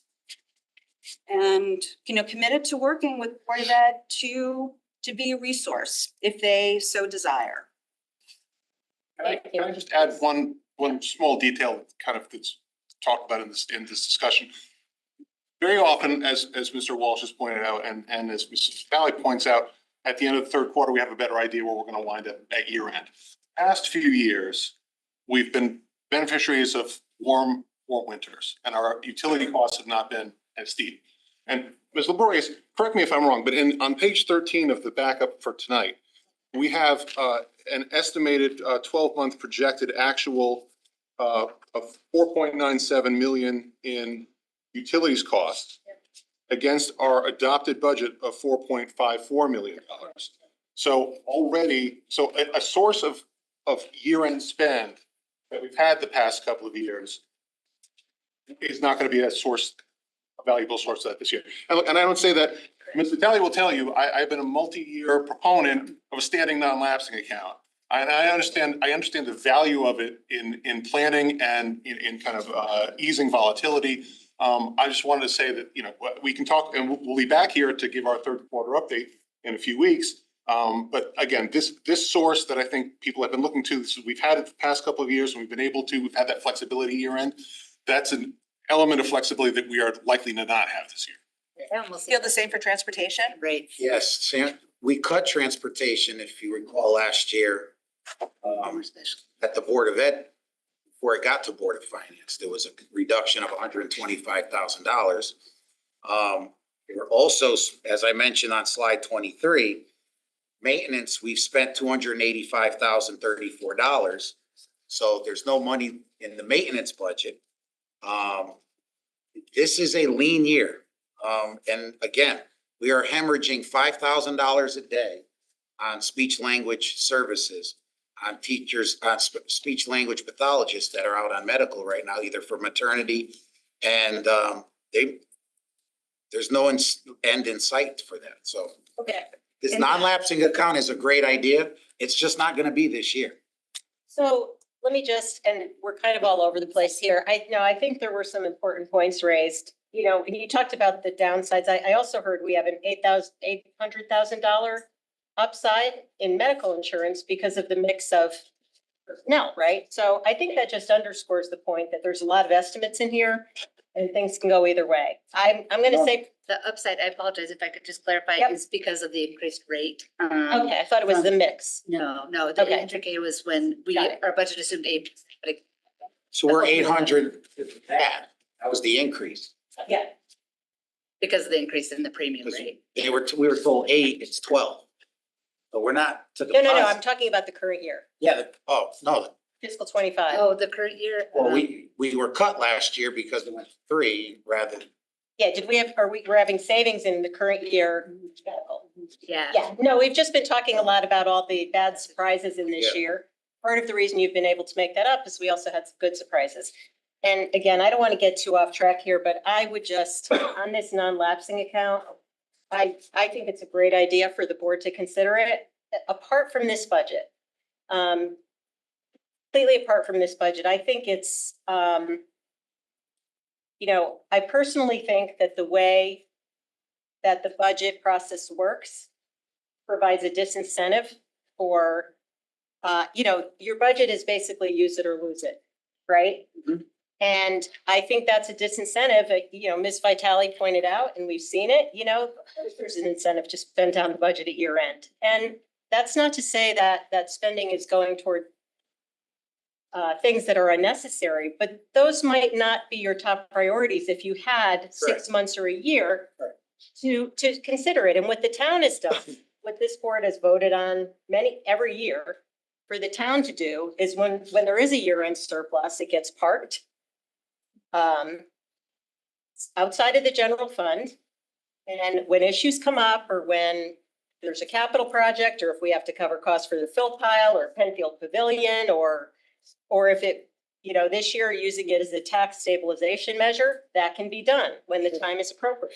And I think that I think for the board to not have that ability to do that, again, I think that's a disincentive to managing a budget with a longer term view. So I'm not suggesting that be used to take this state money and put it in there. And the money's fungible anyway. So I think that conversation got a little bit off track.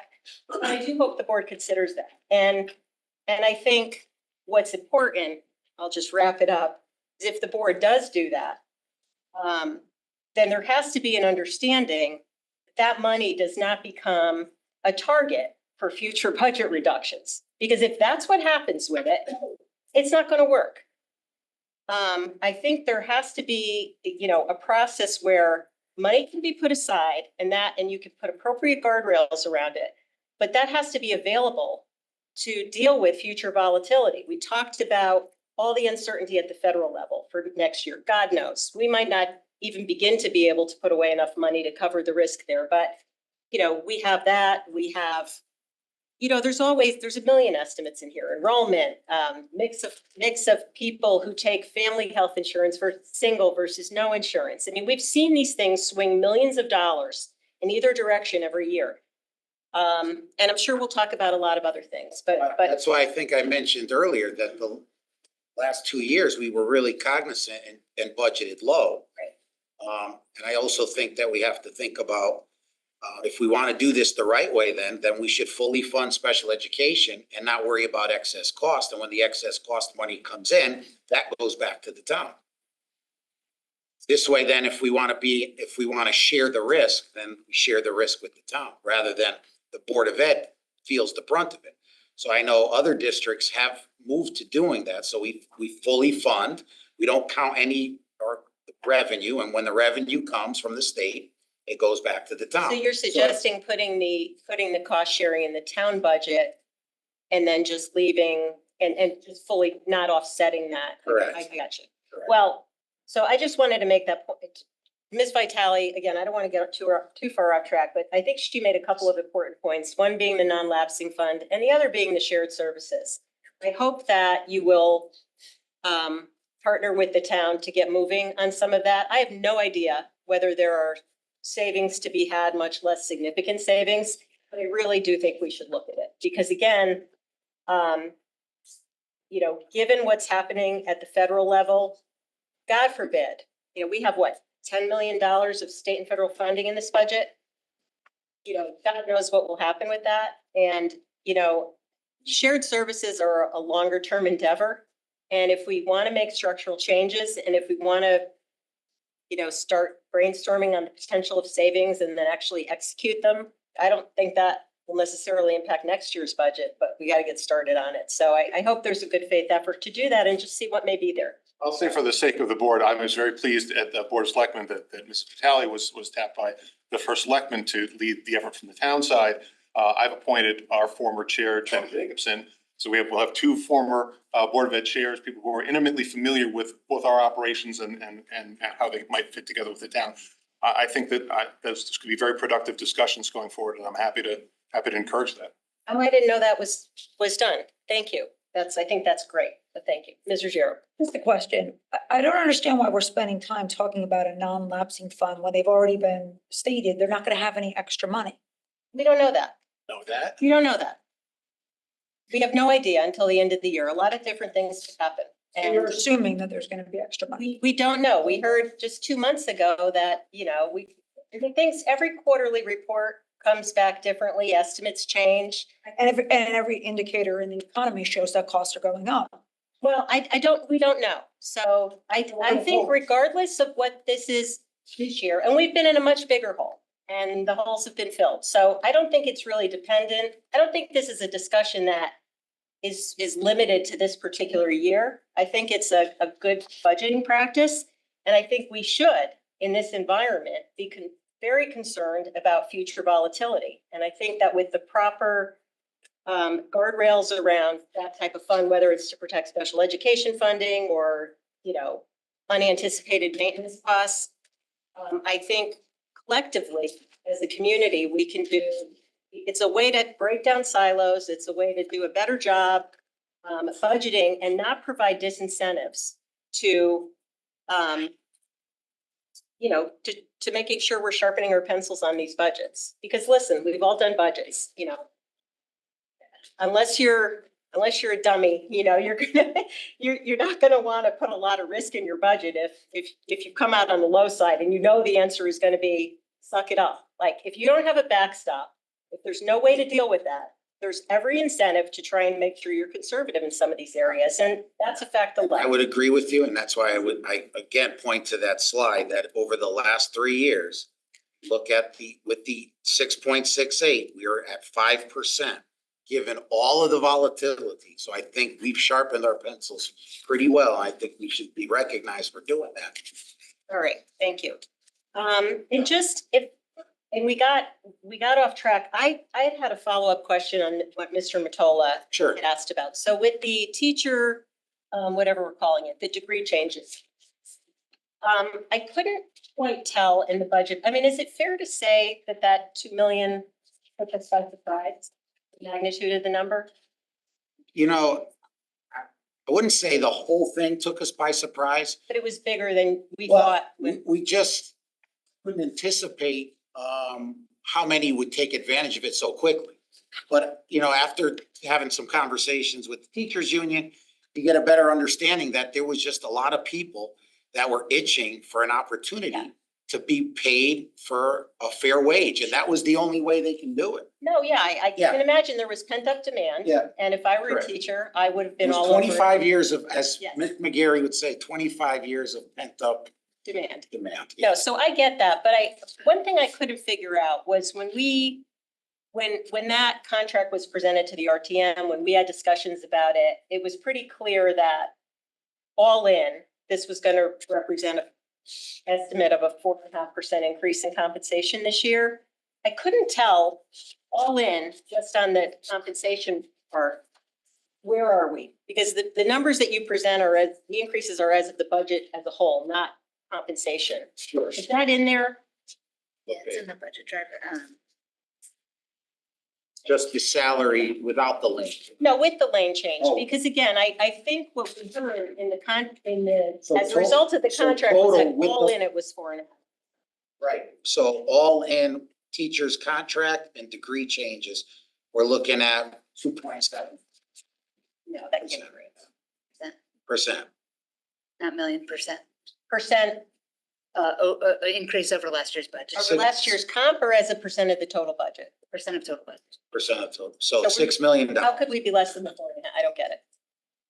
So it's, the total million, 4.3 and 1.7, so that's, 6 million. yeah, we have 6. That's just teachers. That No, no, doesn't so the- include all the so- other part. Maybe I'm not asking Okay. this right. So the contract would, Almost 2% of the ask. right, but the contract all in with all the benefits, including the lane changes, was estimated at 4.5% increase for our teachers. So what I'm trying to understand is when you add the 2 million to the wage increase, is that more than 4.5%? So I got the sense that this was not anticipated, of this magnitude, and that is just what I'm trying to figure. I don't. These numbers. Maybe just let us know. Yeah. Okay, all right, we can keep going. Other questions? Mr. Stark? Could we go over the positions that were cut? Well, we cut 2 positions currently, both in school suspension, paraprofessional right now. We cut anticipated 6 at the secondary level. We haven't identified those exactly. Meeting with the high school principals in the next couple of weeks as they start to build their schedules to see where those could possibly land based on enrollment in courses. And then we cut a position here at central office. Okay, so less enrolled courses are the targets typically. Well, correct. Now, It's based on estimated enrollment, though. You're not increasing class sizes. This is, no, it will increase class sizes at the high school level. It could potentially increase class size. but the reduction was meant to align with projected lower enrollment, right? In courses, right. Okay. So it would increase possibly from this year, but yeah, it's a little bit of a risk because you could have to bring some of that FTE back next year if there's demand in those courses. But that's for the future. It is based.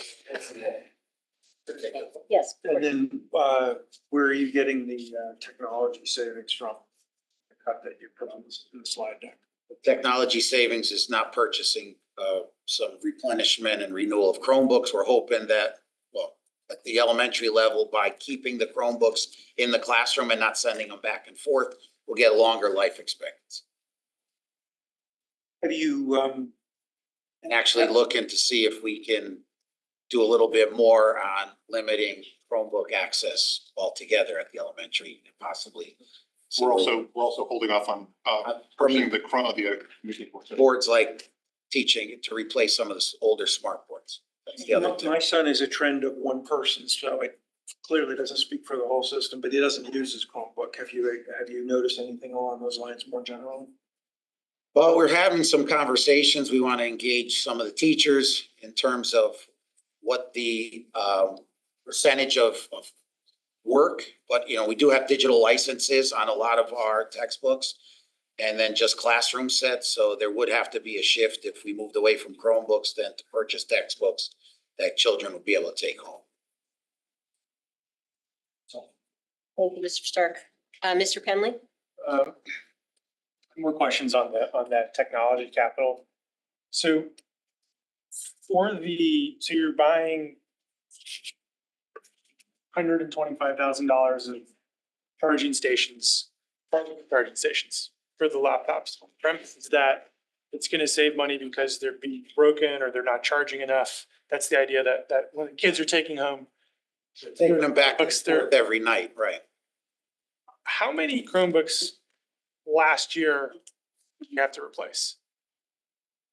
Get you. Grades 4 and 5. Yeah, I can get you I that. think I think it says it's $35,000 worth in our materials. Is that right? Yeah. 35,000. However many Chromebooks that is. We Yeah, for don't, the we year. don't buy them for elementary school. They cycle down to the elementary schools.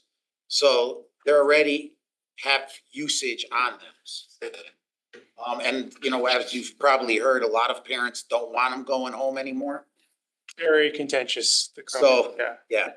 Yeah. So this provides a way to keep them in the schools and remove the impact that they're having on children going home. The teachers crazy about now being the administrators of these charging stations. I mean, they're not, they just bring them in, plug them in and put them in their little slot. They're not locking, they're very simple. When you said that you were thinking about changing the Chromebook policy in general, what's the timeline of that? I mean, are we buying $125,000 of carts only to get rid of Chromebooks altogether next year? Oh, we're gonna need them regardless. There are testing and things that are only done on the Chromebooks. Unless the governor, who, you know, was present today at a conference, decides he's gonna ban technology in schools altogether, which I don't think he's going to do.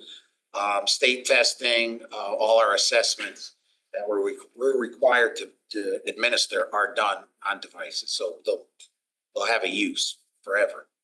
And then my last thing on this is I noticed there was like an item in revenue that said it was a Chromebook revenue. What is that? Insurance, it's an insurance program that parents can buy into. So if their child does damage the Chromebook going on the cart and it is going home, then they can buy into that so that that covers the cost of replacement. So that revenue offsets some of the damage. But if it breaks and they haven't paid into it, does the school, does the parent pay for it, or do you guys? The parent has to pay for it, yep. Parents pay for it, okay. Make them sign something? But so we're buying the carts, we're buying the carts to protect against breaking Chromebooks, but the parents have to pay for it anyhow. Well, now they don't have the carts yet, so maybe now less parents will wanna buy insurance because they're not coming back and forth anymore. If they damage them in school, if it drops off a desk, parents not responsible. Got it. And the revenue doesn't cover all the damages, like it's an incentive to have people take better care of their things, but it doesn't cover all the damages that we see. I got it. Yeah, my daughter treats it like a Frisbee, so I Well, in third grade, mine too, so. That's all I had on the technology capital, but I have other questions on the I other. actually have a follow-up on technology, if that's okay. So I don't have children in the district. I do have grandchildren, 5. I'll have 5 next year. Wow. So I should know this, but I That's why the don't. budget's going up. So. We should have brought them here to testify. The triplets, no. Can you just, maybe for the benefit of this board, because I think most of us, except for Shane, don't have kids in the, well, maybe you do, but can you just briefly go through what the technology policy is? Like what devices are the children getting when, and what is the replacement schedule at this point? So right now, they were bringing devices back and forth starting in 3rd grade. We stopped that this year. Okay, and every 3rd grader? Had a device. So that starts in 3rd grade, every Correct. 3rd grader, okay. Correct. That was since COVID. Okay. Everyone shifted obviously to one devices. And then we give them a Chromebook in 6th grade, a new one that they keep for 6th, 7th, and 8th grade. And then those cycle down. And then they get a Chromebook in 9th grade, and then they keep that through 12th grade, and then those cycle down. So the 3rd graders are getting 3-year-old Chromebooks that are cycling down? At least, yeah. Okay. And for the 6th. That's new because we did that when I got here. Yeah. They were just replacing them all over the place. So we wanted to have a predictable replacement schedule. So that's why I decided 6th and 9th would be natural place to do that. So 6th and 9th, and have we, I know that we started, obviously COVID was a big change in terms of our use of technology, but I guess 2 things. Has the district or the board considered I mean, do we make it optional? Because we live in a fairly wealthy community. I imagine a lot of the children have access at home to the computers. I don't know if parents care. I've heard anecdotally a lot of different things. Is there any thought process around that of making it universal versus maybe making it an option for students who may not have access? Yeah, I mean, students do bring their own device and do not take a Chromebook. Okay. There are those that as well. Okay, I'm sorry. I thought you said everybody gets one. Well, if they choose to take. Okay. But, my thought process is as we now finish the budget season, to start having some serious discussions and reevaluating technology in schools. With that, and that means looking at cell phones, bell to bell, no access to cell phones, but also looking at the one-to-one devices. The research is very clear on this, on the impact it's having on cell phones and one-to-one devices. Really? Okay. It's clear as day. Kids are struggling, and this is nationwide, and we need to do something. And we're gonna do our part here in the Fairfield Public Schools. I'll just say on behalf of the board, I think that this is a very timely discussion for us to have. And again, Mrs. Vitale will remember the pre-COVID time when we were thinking about expanding Chromebook. And it was great that we had that on board at the time. But in the years since, there's been a lot of reevaluation about what the impacts and about their use in day-to-day education. So I'm happy to take the lead from superintendent on the educational impact, but this is something that's out in the community that parents are very concerned about, and that many people on the board are concerned about. So I think we're on the cusp of really having some deep discussions about how this is going to be for the future. Yeah, no, that's good. I had asked a question, if there was any measurement of this on educational outcomes. Do we think now after all these years that more screens are better? Are they worse? Definitely the research is clear that because of technology, kids are not as, so to speak, and this is Jonathan Haidt's words. Like I said, I heard him speak today. They're not as intelligent as they were prior for a number of reasons. Yeah, and again, anecdotally, I've heard, that people miss textbooks. Again, that anecdotes don't mean anything, but I wonder whether. That's why we can't just pull the plug on this. We're gonna have to be very intentional because we're gonna have to then make more purchases in books. And is that, what's the cost offset there? Is that essentially the same? I think we probably save money long-term. On books? On books, yeah. All right, so that's one opportunity that can be looked at. Okay. All right, thank you for that. Any other questions on technology or any other questions? On the regular, the rest of the capital. Yeah, go ahead. So for the, I'm on page 118. Okay, so this is the capital outlay for, I wasn't really sure what you were buying here, but there's a narrative summary that says, by adopting a multi-year planning approach, the district can effectively manage capital expenditures, maintain consistency in personnel allocations, and support essential programs and equipment needs across all schools. This strategy allows for the repurchase of necessary items using year-end funds.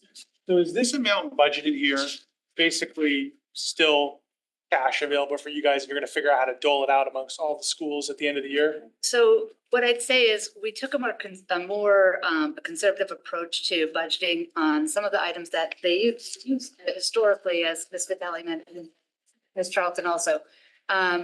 We've reduced our technology budget by $1 million over 2 years. We did that knowing that some years are good winters and some years are not. So because we have a board approved multi-year plan related to technology, school equipment replacement, maintenance cycles, when Mr. Testani says we have a bare bones budget, we have a bare bones budget because we're doing that intentionally with thinking that we will be prudent in the years there's a warm winter, we're ready to have that spending happen on technology. So what you see in this budget is a really low technology budget. If you look on page 195, we're 35% below the 5-year action spending on technology.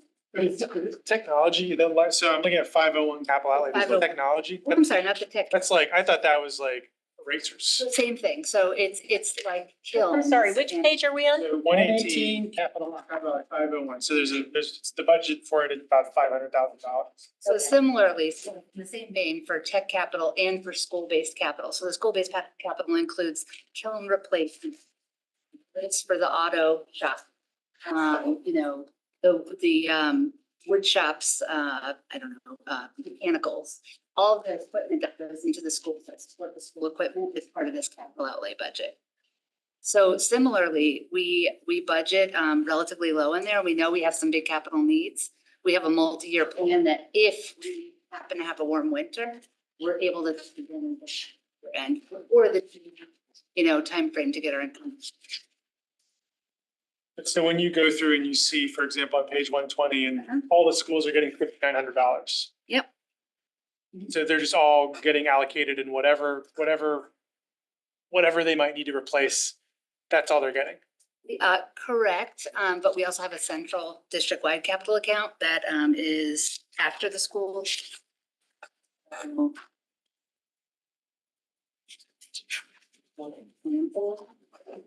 Under the Department 60.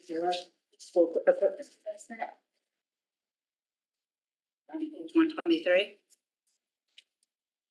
So yes, they have a small budget that's allocated to each of their, for things like tables, that they might need to replace. So smaller items, schools might need to replace, but we also have a central bucket in the capital that's for the things I mentioned. And those purchases are made end of the fiscal year, like in the summer. Yeah, typically. Okay. So it is there. It is still there, right? There's still money there, but we're budgeted really low. For the reasons that we mentioned of, looking at it from a multi-year perspective. The reason I was interested in both these capital items is because when people hear that if there's any cut to a budget, we're gonna have to get rid of existing educational program. We're gonna have to get rid of STEAM. We're gonna have to get rid of art. We're gonna have to get rid of Spanish. People's hair is on fire. I understand it. Nobody wants to see that. But I think to Ms. Charlton's point, there's a lot of assumptions in any budget. And there's also priorities that can be made. And we're obviously in a year where we're facing tremendous increases in costs. So I'm curious about it because I was surprised to see messaging going out that's saying STEAM's gonna go away. Because first of all, you have to provide science education. That's the only science education my daughter gets in elementary school, STEAM. No? No, What does she get? gets it from her classroom teacher. That's the science curriculum. STEAM is outside of that.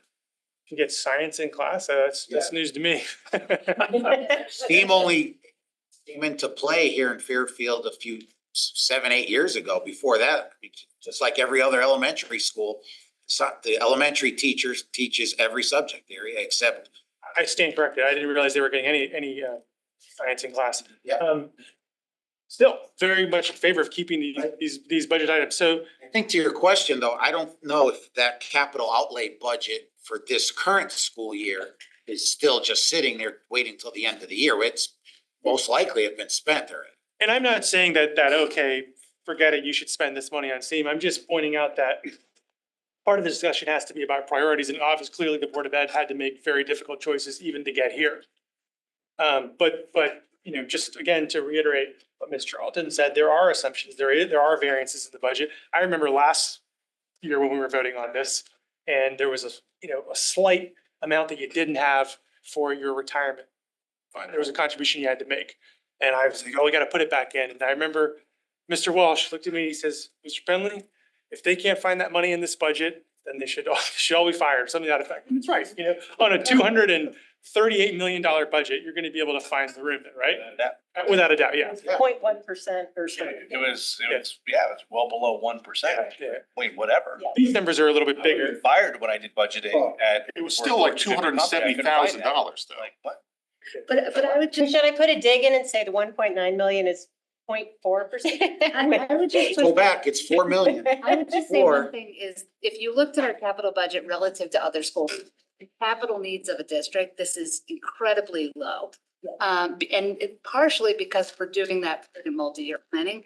Today alone, I got a call about a $60,000, the reason I said lift replacement. And it's a danger and it's a class that needs to run. So you can't run the class without the lift. And simultaneously, the wood shop's saw bin is filling up to the point where it's causing like issues for lungs. That's a safety issue.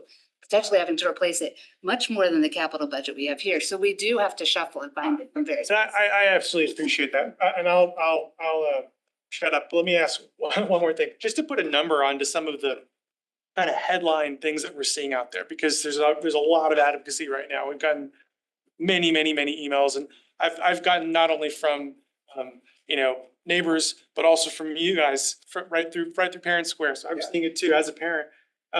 STEAM, I was able to put a number on. I see it right there in the budget. It's about $720,000, right? Music, I wasn't able to exactly piece together all the pieces. Like when people are talking that music's going to get cut, well, what's the line item? What's going to get cut? What are the savings that has to go before? I don't know, why I think people are just assuming where some of the things historically have been discussed. We have not said anything officially about music or Spanish or STEAM, but you're aware of what the parents are, I mean. Well, because those are the things that are not mandated, right? STEAM is not mandated. The science curriculum is mandated. I guess to your point earlier, to me, it's not mandated. So, but those are just of a Fairfield County, Fairfield, Connecticut school district you would expect to see. But for example, when they're saying art, are they talking about, well, we had I think one full-time employee back in 2020 that was taken away, and then the goal is to restore that art teacher this year. Would that be the art that we're talking about? No, the only thing that was in the Board of Ed budget was restoring 10 minutes per period in art. That would bring it would cause another FTE ask. So that art line would be one teacher, $80,000. What is the? Yeah, a little more. Is And that the 10 minutes is 10 minutes on a 30. No, it's 100. Is that 130? Am I getting that right? The 10 minutes is 128. okay, and that's adding one Well, FTE. it might be 1.2. It's to make sure that every elementary school, based on the number of sections that we're adding to, get 10 minutes, what we'll need to cover them. See, that results in an extra FTE to add those 10 minutes. But the 10 minutes. 11, in all the sections. 10 minutes is on top of what is like a 30-minute class, right? So it's as a percentage of the percentage, correct. Just to give some context on this was an adjustment this is kind of reversing an adjustment that was made in the post-COVID years, where we were trying to find funding for social workers in the elementary school. And that was the line item that took the hit at that time to make that happen. And so the board member that proposed this, a dollar amount that got attached to it, thanks to Mrs. Laborious's work, was $128,452. Okay. So that's the new thing.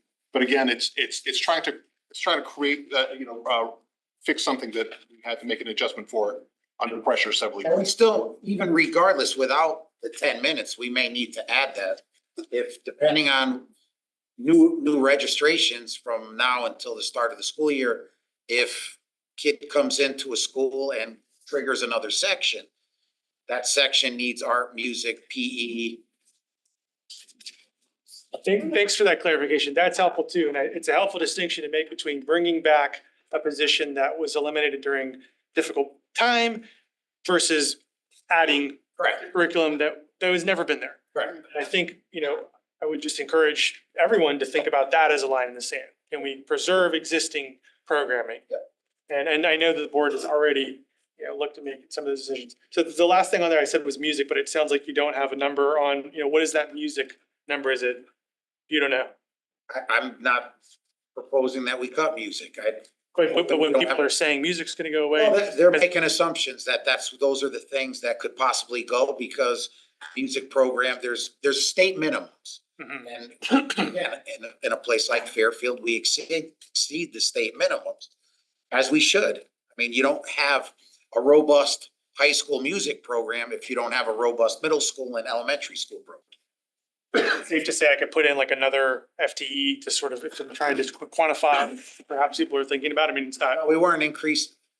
The budget as presented, the 6.68 was not adding any music teachers. If I'm just trying to put a number by this sort of ephemeral fear about would in theory would be a teacher, right? I mean, you're not gonna take away a tuba. No, correct. No, right. Maybe that too. All right, I will now truly. Thank you. Other questions? Okay, I have one. Can we talk about transportation? Yes. So one of the things, and I apologize, I didn't see the details in here. But I wanted to understand, and back to Mr. Penley's point, I will just state, I have zero interest in supporting any cuts that impact our road. But there's a lot of other stuff. And transportation, again, I know anecdotes are not always helpful, but I do hear anecdotally that our buses, particularly at the high school level, are nowhere near full. And one of the things we had asked for was ridership information. To try and understand, I'm well aware that we have an obligation to provide a bus to every student that wants to ride a bus, seat on the bus to every student who wants it. Yep. But the reason we had asked for the ridership information was to try to understand, if we have buses, particularly at the high school level, that are running 50% full continuously, and we have students that are driving cars and have a parking pass or whatever. What are the maybe just help us understand, or I can ask Mr. Peterson too.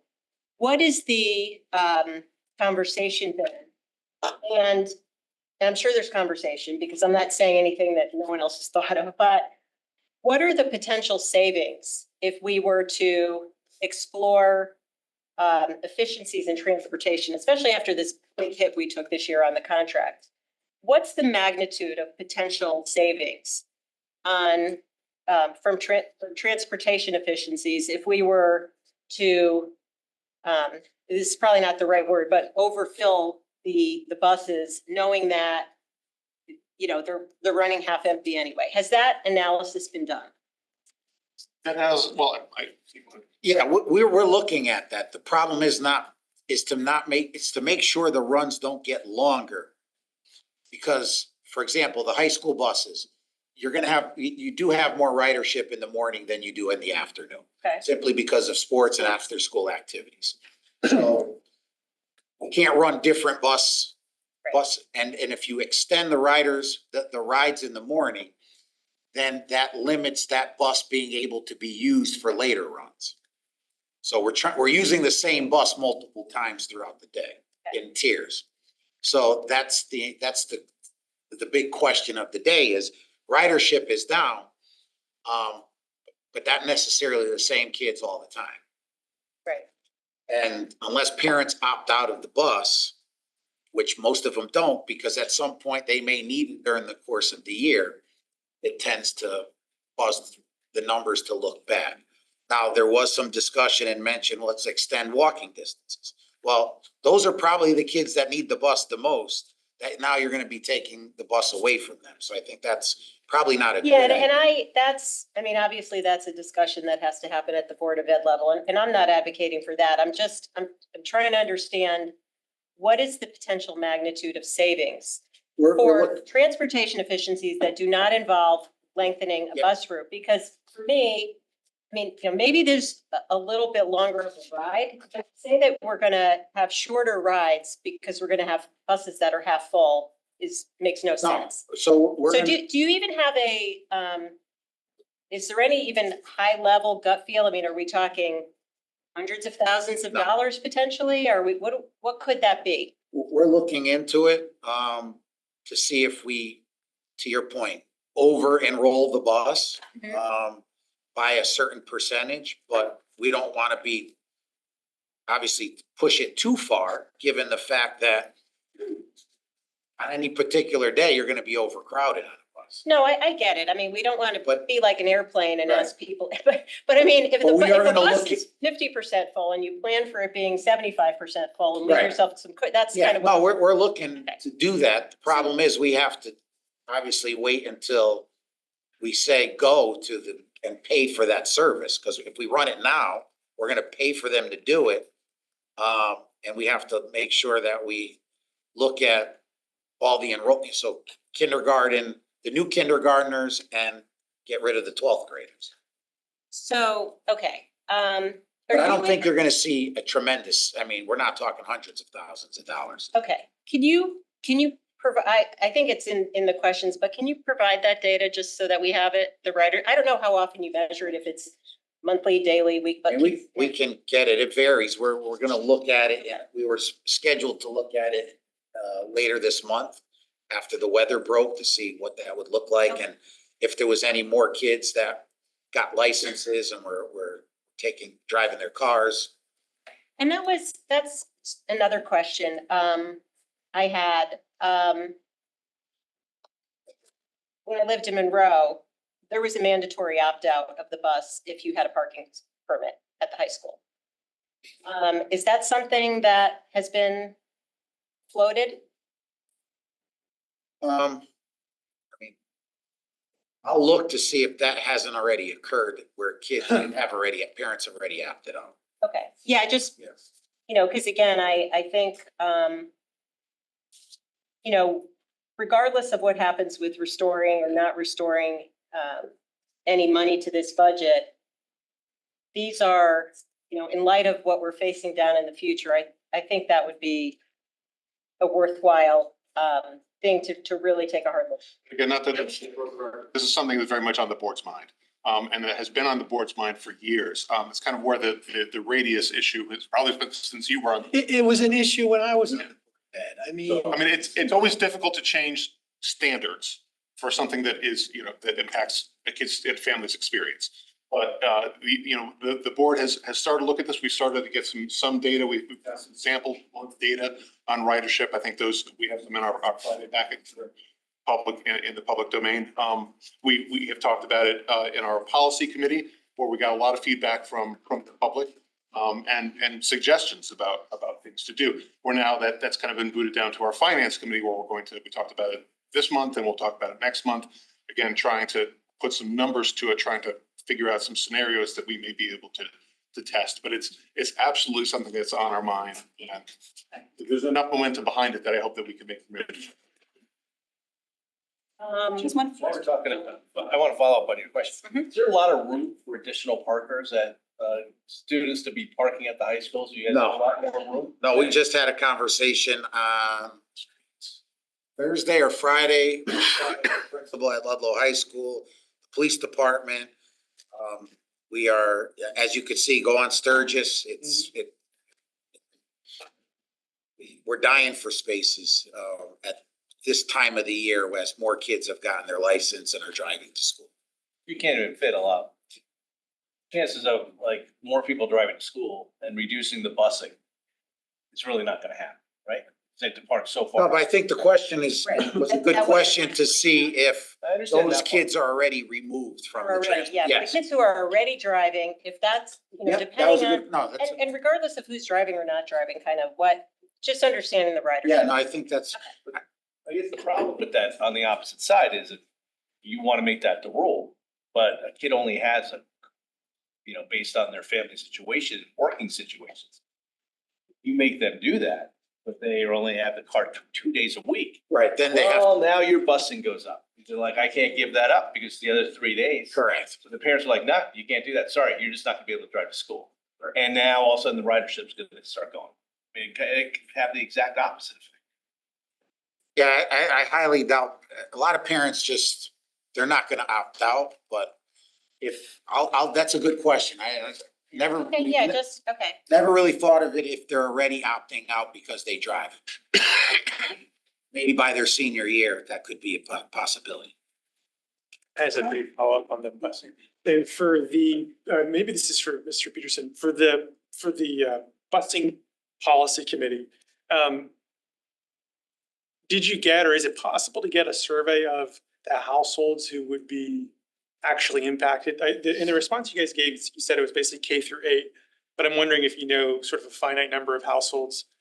Because I think the biggest impact really is, it's like if both parents are working, that's a tough pill to swallow, right? That's really tough. But if somebody who works in town, or if, you know, I mean, I wonder really what the impact is gonna be on the families, you know, how many it is and how many are actually gonna be impacted.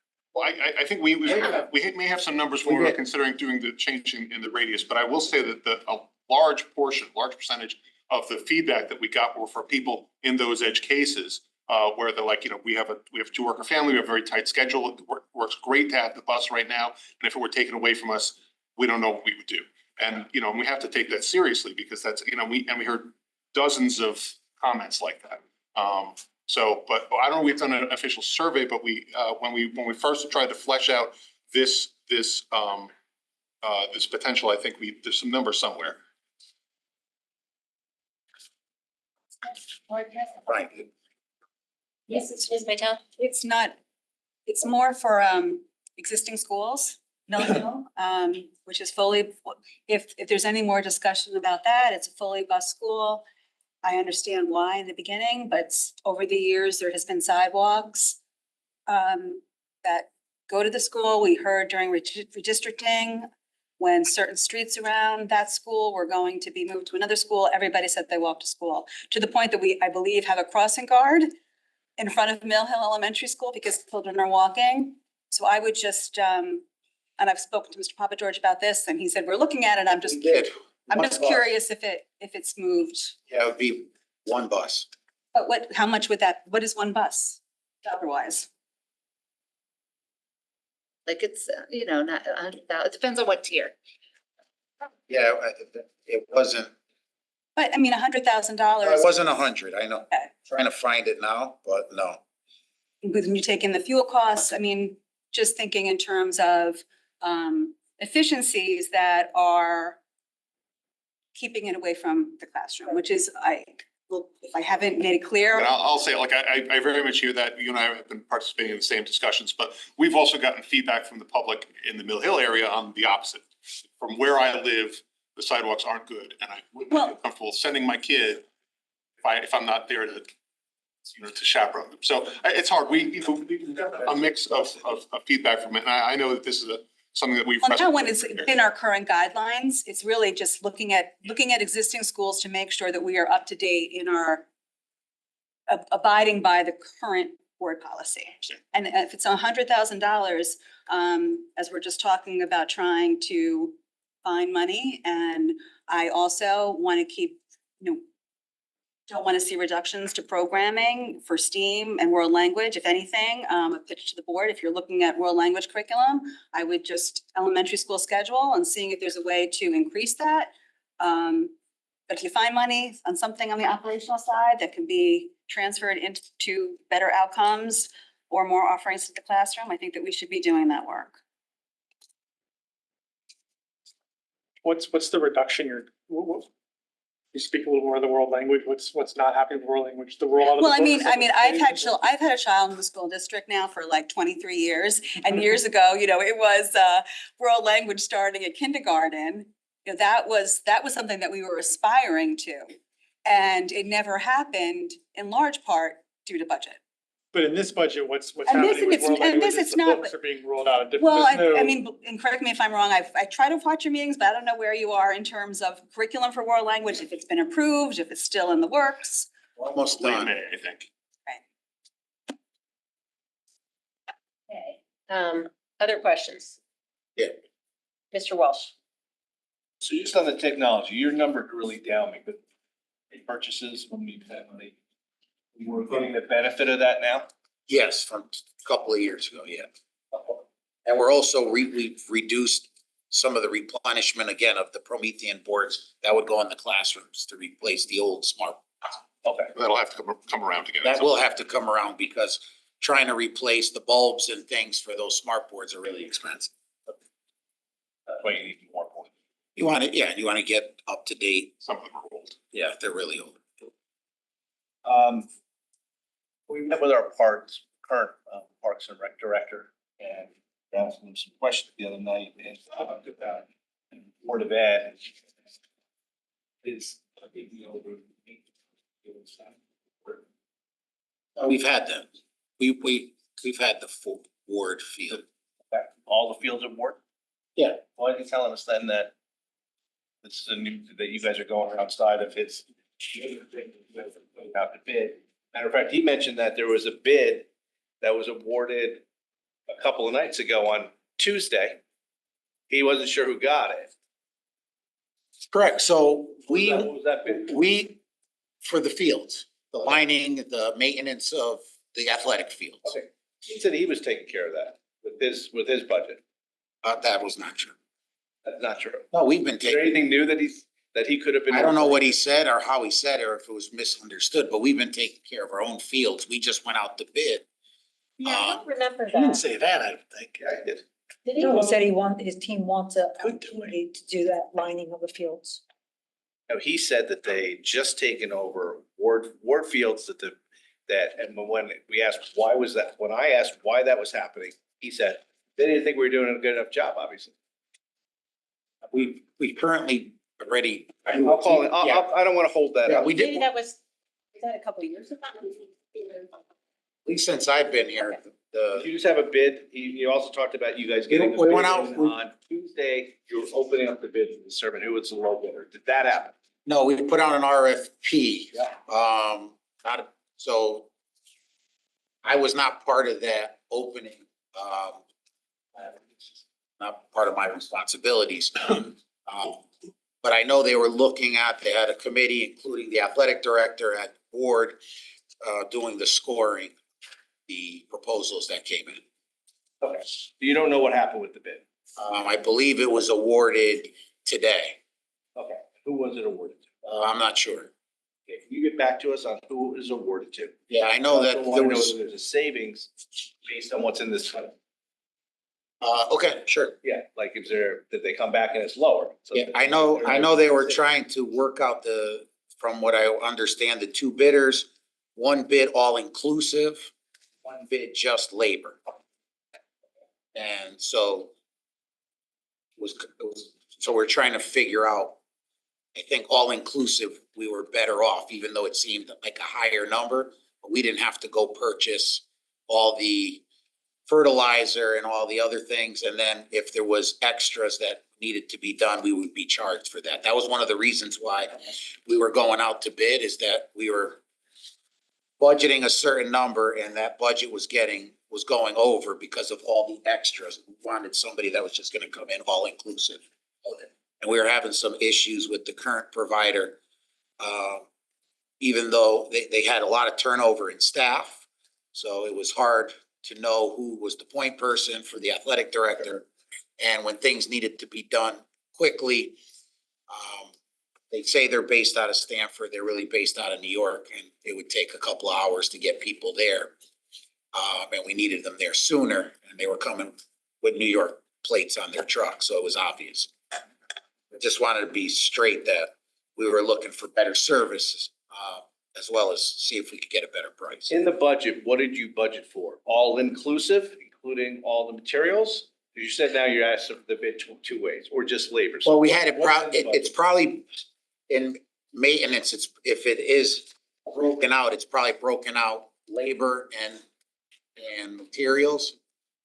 So it would just be a shift within the maintenance. Not all. All right, based on the bid that's chosen, can you tell us? Based on. We'll the find out, numbers you yep, have, yep. whether there's gonna be a savings or is it gonna cost us more? Okay, I'll find out. That'd be great. Okay.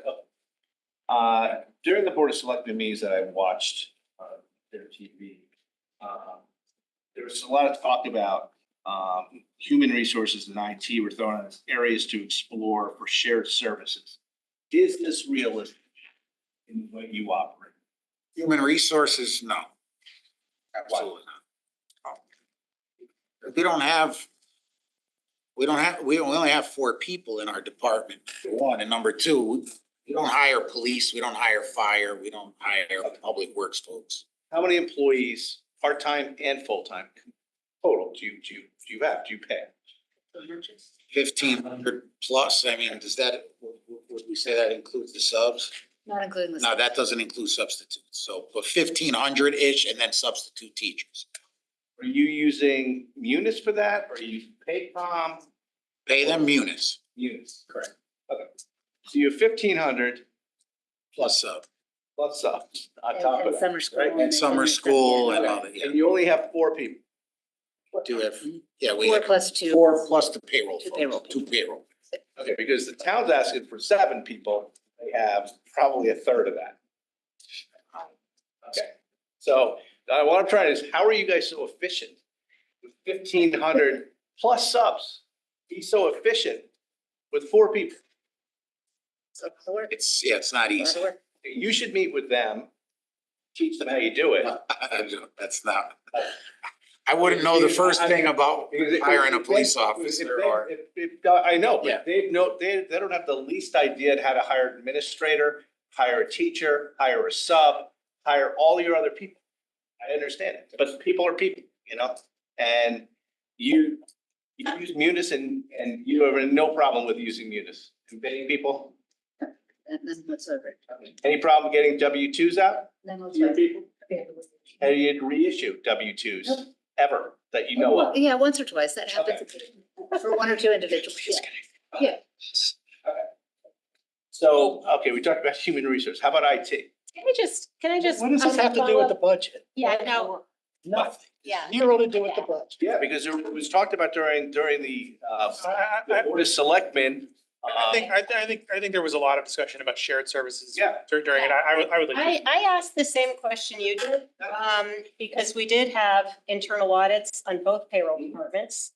And we had our external auditor look at the town. And what I was told was that the town's payroll is a smaller number of people. Because I said the same thing.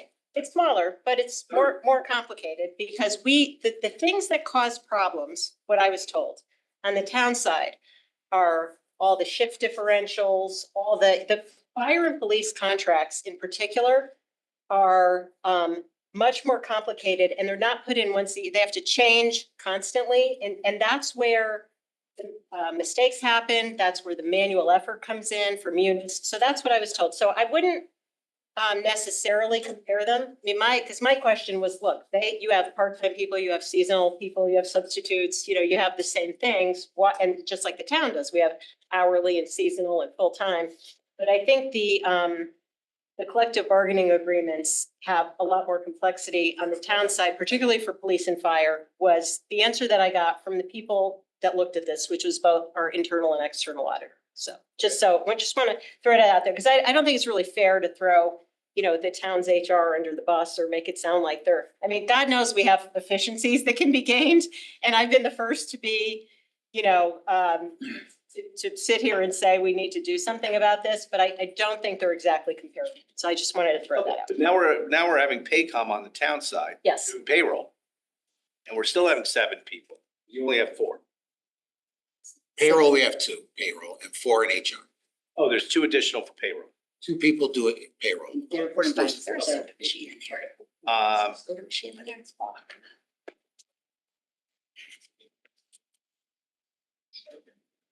Has there been, or have you thought about doing a program of studies audit? We look at our program of studies annually. Okay. Do you all, like? Yeah. And, because have you looked at that as a way of saving money? No, we look at it as a way of looking at how we can, what courses are kids taking? If they're not taking courses anymore, look at it as to what graduation requirements they fulfill or not fulfill, what buckets. We look at if there's proposals for new courses, what courses would they possibly replace? So, because we don't want to have FTE impact. So we do change the program of studies. What's the smallest enrollment of a class that you'll have before the administration will determine it's not cost effective to run that class? Like somebody wants to take photography and 1 student enrolls in it. You wouldn't run it. You wouldn't? Okay, so what's the break? So where you would, point on something? where you would normally see lower enrollment are in unique courses or like an AP physics course. You would run it if there was 10 kids, for example. But if it was a pottery class with 10 kids, you probably wouldn't run it. But you would have to reallocate that teacher's load to something else possibly, that there is enrollment. Okay, why would you do that? Because advanced placement is a better benefit for people in colleges and stuff versus an elective class of pottery? Correct. I'm just trying to understand. Yes. You know, you guys have a lot of classes. I'm just trying to understand. Okay, if I can give us a concrete example that actually kind of talked about my, and correct me if I'm wrong. A couple of years ago, we discontinued music theory at the high school. And that was under-enrolled for many years. We replaced it with a guitar studio that enrollment has been much better for. Correct. So like, and with the same FTE. Correct. So like we're serving kind of a more present need with the same staff, with the same expenditure, just by shifting around what type of class we're offering. Or there could be some classes like the guitar class. We only have room in the space and 12 guitars, so that's capped at 12. Or for safety reasons in a shop class, you have lower enrolled students, but it would be at what we do, and we look at, and I only could speak for myself. Every year I sit down closely with the high school principals because I've heard the same thing, that running classes that are too small. Board members have brought it up. I have an extensive background in high school scheduling, so we work closely. And we've reduced some FTE. We've reallocated some FTE. As a result, I'll be meeting with the high school principals, like I mentioned earlier, in the next couple of weeks. And we anticipate making some 6 reductions as we've talked about. Okay. Mr. Sistani, earlier in regards to a question, you said, no, it's 4 million. Now, that was in regards to what the cut, I guess, what you consider, or your programming for the school system, what you consider to be the cut. And I just want to detail what that is. So it's the 1.9 that's still plus what we anticipate, still been cut. Right, what we're cutting already. And then the Board of Ed had already gone and worked on this. Correct. Substantially, trying to help the town. Yes. So to be honest, you're basically in that $4 million saying that we cut an additional 2.1 or 2.3, whatever that number was you mentioned earlier. Right. That's how you got to the 4. Right. And then that's a legitimate. Right. Or I'd be saying the same thing if I was in your seats. Yeah. Well, we'd like to roll out the entire world language curriculum all in 1 year, given the fact that it's a new curriculum and teachers worked on it, and it's been 10 years since they had a new curriculum. We'd like to, I mean, we're going to try to find 6 teachers at the high schools to cut. We don't want to. If there's only 4, we'd like to only cut 4. What would that cost to implement that program this year? The world language? Yes, world language. I think it was Like, how much additional money would you? 350, 375. Yes. You need $345,000. 350. To implement it the full world rollout. But that's on top of the 195. On top of the one. Right, because that's cut already. It's not in the 195. Yeah. So if 350 wouldn't bring that back, because we'd still have to make 195 and cut. Yeah. Yes. As the board or the administration talked about what they're gonna do, the 1.9 stays.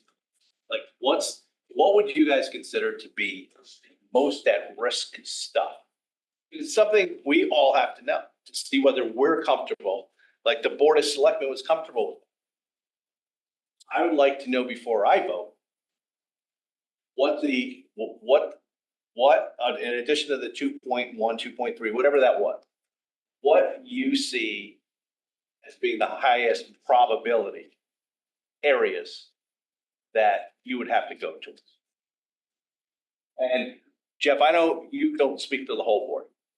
So why don't you just, and I don't want you to speak for the board, you'll probably have a problem doing that, like, anybody who's a chairman, and they should never speak for. Just give me your own personal thoughts in regards, because you know this stuff. So what you as Jeff Peterson thinks, and both of you think on behalf of the administration. I want to be clear that I'm not up here as Jeff Peterson. Okay. I'm up here representing the board. And I know what you're asking. And look, And I understand that, and I will say we have not had extensive discussions at the board level about it. We have talked about it very briefly in committee, very kind of high level. But we have not gotten the sense from the entire board of what we would need to do. And one of the reasons for that, Mr. Testani has said, we don't want to go into this and kind of create panic or make promises that we ready to go back on. And you'll remember a few years ago, there was some issue with, here's a menu of cuts that could possibly be on the table for a budget cut that we were facing that later on we didn't have to implement a lot of this. I don't know that discussion was as productive as it was hoped to be. Sure. So again, I don't want to commit to anything. I will say that there are things that we considered during the budget season before we sent to the Board of Finance that there was some support for and some opposition for. We did not pass everything that we considered. I would imagine that some of those things would be the first things that we would look at. And I guess that's the most honest answer that I can give to you right now. I can't speak for individual members of the board because there were in a lot of these issues there were important arguments on both sides, and all of these were difficult for everybody to make. The ones that passed were still difficult choices to make. Sure. So you can't give me an example. I will repeat How about where you're sitting as superintendent? Yeah, well, I'll repeat as I You're said. on the board, so they're gonna make that decision, but what, as superintendent, what areas do you see as the most? If you get an answer on this, it'll be historic because they've never given us this answer. That's this question ever, every year. ever. It won't be And rightfully, they don't. I we're bow not down gonna- to you if you get an answer. I can tell you, just like I said at the Board of Select, I will not put out the hit list, as people would say. I worked in a district for 24 years that we fought tooth and nail for, and hit lists were put out by superintendents, and it creates an incredibly poor culture and atmosphere from now until the end of the school year. People then will look for jobs, and then things don't come to fruition, and we lose those people. And it is a bad practice to put out the cut list. All I will say is things will be impacted at this point. As I said, if we had to cut the whole thing in staff, it's 21 staff members. I mean, but I would never want to say where we would go because that's a bad practice to start. And again, I just want to stress from And I would never have guessed, and Mr. Matola, I never would have guessed I would be in this position sitting here at Fairfield. I get it in other places, I just don't get it here. I don't, sorry. I know we have What do responded. you mean you don't get it? I don't understand what. We would be talking about $4 million in education cuts. It's not 4 million. We've already cut That's to, 2.2. Well, okay, look at the nature of those cuts though. I mean. well, you don't know what the 6 Okay, teachers all are. right, let's deal with what's on the table, but I'd like to follow that up then, because I didn't really get the answer I was hoping for of something. So let's talk about the 2.1. 2.3. 2.3. How difficult were those cuts? Those are actually things you did cut, so we can talk about those, right? Sure. So let's talk about those. And again, How difficult were they? They were difficult. Very few of them passed on a 9-0 vote. There were passionate voices on both sides, and even, the people that voted for, the people who voted against, it was easy for us to see the opposite side of the point. Again, some of these technology things, the smart boards, those are going to need to be replaced at some point, right? So we can put that off, and so that was a thing that everyone kind of understands. At some point, we'll need to go back in the budget. So we have ones that we would like very much to replace now. So that was a thing that we had positive consensus on, but we're also aware that that's going to be a future expense. Yep. So all of these things were very difficult. Like the world language, we had a debate about that. I mean, I think it was probably the right decision for this time, again, trying to be a good partner with the town to, split the rollout between a couple of years. But this is something that we would very much like to roll out in one go. It's time for this program, and it's time to, make these purchases. So, I think we were trying to be responsible. We were trying to be, understanding of the pressures that the town is facing. But none of these were easy for us to cut. Okay. But like world language, it's just easier just not to roll it out So kick that can down the road. We are advocates for education in this town. This is some, it's changes in education that are brought to us by staff. We want to support staff. We want to enhance our program. Like, those are things that as a Board of Ed member mean a lot to us. Like, to be able to, let's make this better. And to say, well, we're going to do it, but we're going to stretch out over a period of time. That's not something the Board of Ed member always likes to hear. Yep. But that's a cut that we were willing to make, again, to try to be a good partner with them.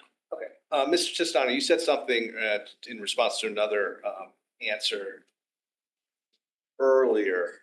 I think it's a posed question, but I could be wrong. Oh, I think you'll remember your answer. You said that there's a possibility. Somebody asked, "Oh, well, there's not going to be increased class sizes." You said, "Well, I can't guarantee that on the high school side." Just want to be clear. Am I misrepresenting what you said? So there could be increased class sizes in the high school. And by that, are you talking about electives? Or are you talking about just the general, what you consider to be classes that everybody should be taking? Well, it all depends. Once we look at the course selections and how many sections have to be built of each one, we have to see where these 6 secondary cuts will come from. But they will have, so kids with a less teacher, the other teachers will pick up the load. Or the class won't run. I have no idea. We'll know more in the next couple of weeks as they start to build their schedules, what teachers will be cut and what the impact will be. Do you have an average on, I'm not talking about what I would call electives, you probably call it by a more official name, but I'd say, I'm asking in your core classes, do you have an estimate on what the average, how many students are in an average class? At the high school? Yeah. Low 20s, some higher. I mean, depending, And your rule, your policy says you can go up to 25. Is that what it says, or higher than that? Well, I mean, you could go up to. That was 23? Well, that's. Those are for elementary. Oh, that's elementary. You can go higher in. Yeah, you can go higher in high school, right? But I mean. Yeah, no, and I'm not advocating for that, and I'm not, and I'd rather. But it's a substantial portion I saw in the book are lower, more than half, right? Or, did I get that right? Less than 15? No, I thought I. For high school. High school? Yeah, I thought it was at the high, I was looking, you have a schedule in here. There's a big difference between elective enrollment. And Yeah. Yeah, no, because I know this came up a couple years ago and we, it was a big topic of discussion. I thought at that point it was sorted out already during the budget process, but I could be wrong. So I remember your predecessor, Mr. Cummings, talking about how he had cut a bunch of sections already based on what the enrollment was. But let me try to find the page I was looking at, because you had a schedule in here that showed you broke out the number of classes that had, oh, here it is, high school class sizes. It's on page 177. And, if I look at, and I'm talking 4 classes here, at the 2 high schools, we have the sections, we have 59 sections with less than 15 kids and 29 with more than 24. So, I mean, it, doesn't look like we're bumping up against a lot of maximums. It looks like the a large majority are smaller, which. It's even different Ward High School. Yeah. Yeah, well. So, and you. Well, looking at, but it's misleading because there's 82 sections of English. So 15 have less than 15. So depending on what they could be, a poetry class but the teacher teaches poetry and then 4 sections or 3 of some. No, understand. And I remember hearing about this because there was a big discussion about, we had some class sizes that were very small. And then what we heard was, and you have it in this book too, there's a bunch of reasons why that may happen. And sometimes there are teachers teaching 2 things concurrently or whatever. So I'm not trying to debate that. I was just trying to get to Mr. Walsh's question, because I saw that and my question on this was, what date, is this as of, and was this current, or is this projected for next year? Like, what is this looking at? Because this says high school class sizes for fiscal 25-26. So I assume. Yeah, I don't know where that has to be.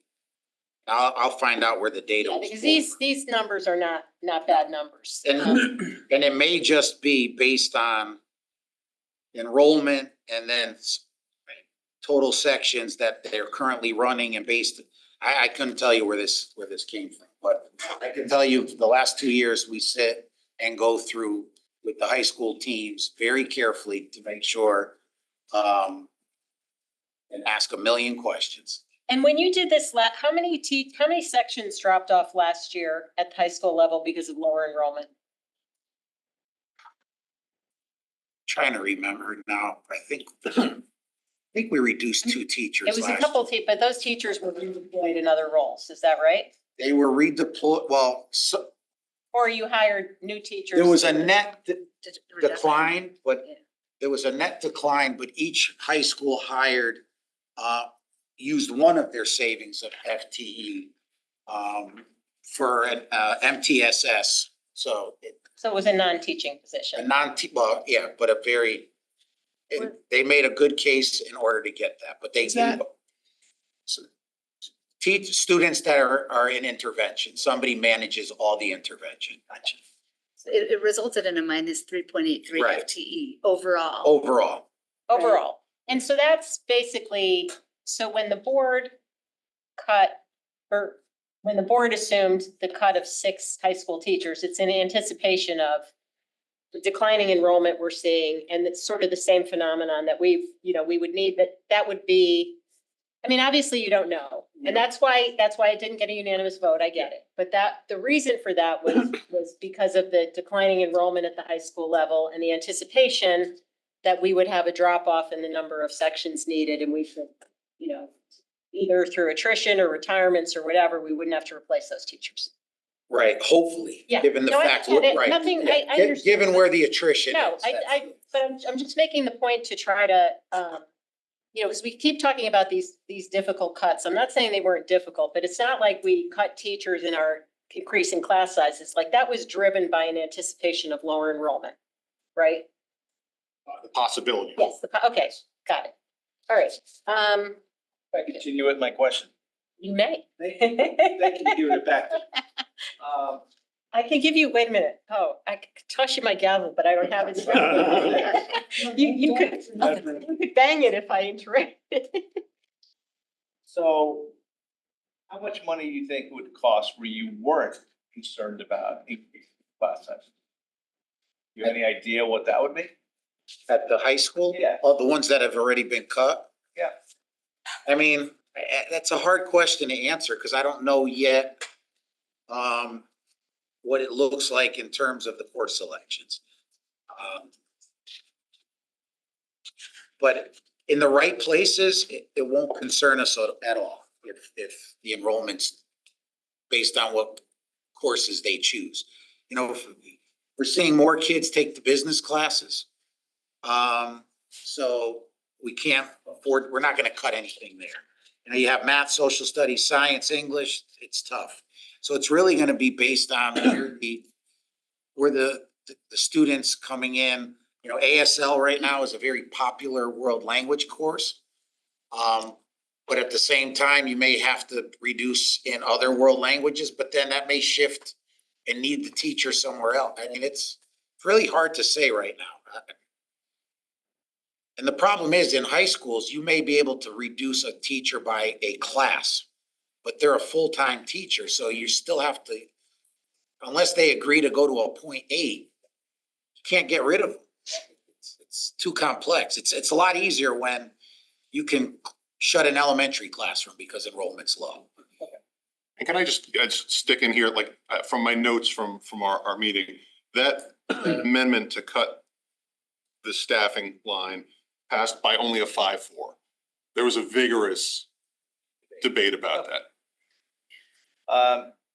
Let's talk about student performance and whether, because I saw the national average showed that on student performance, students still haven't recovered from COVID.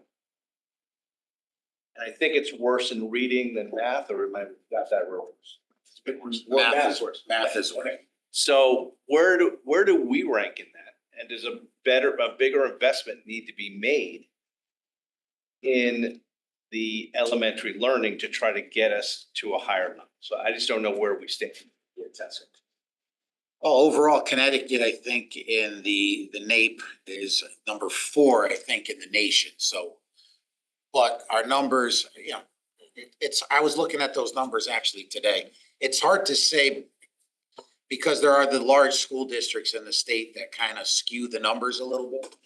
But we do have, as we talked about in the slide presentation, a growing number of students that receive special education services. So that also factors into the performance. So, I mean, but they also drive the budget up in terms of the support they need. How are the students performing in regards to some of those towns? I presume you look at those same scores. We compare about the same people you put us to compare against on what our education spending is. Some we do better than, some we're lagging a little behind.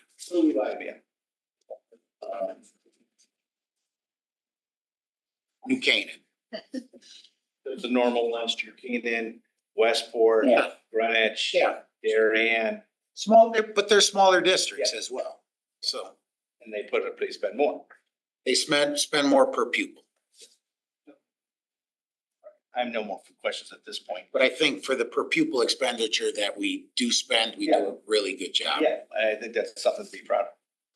I don't think there's one study, correct me if I'm wrong, that the more money you throw at it, it's going to change. It's how you spend it, not just simply spend. All about teachers and.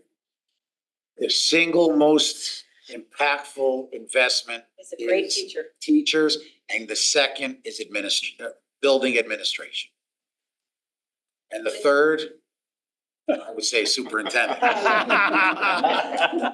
Consistency of leadership. We're lagging, no. Consistency of leadership. And if you see the most high-performing districts in the state, they will commit to consistency of leadership for 7, 8, 10. Yeah, that doesn't surprise me. Look at Farmington. They've had 3 superintendents. She's retiring, so I can say she's a great superintendent.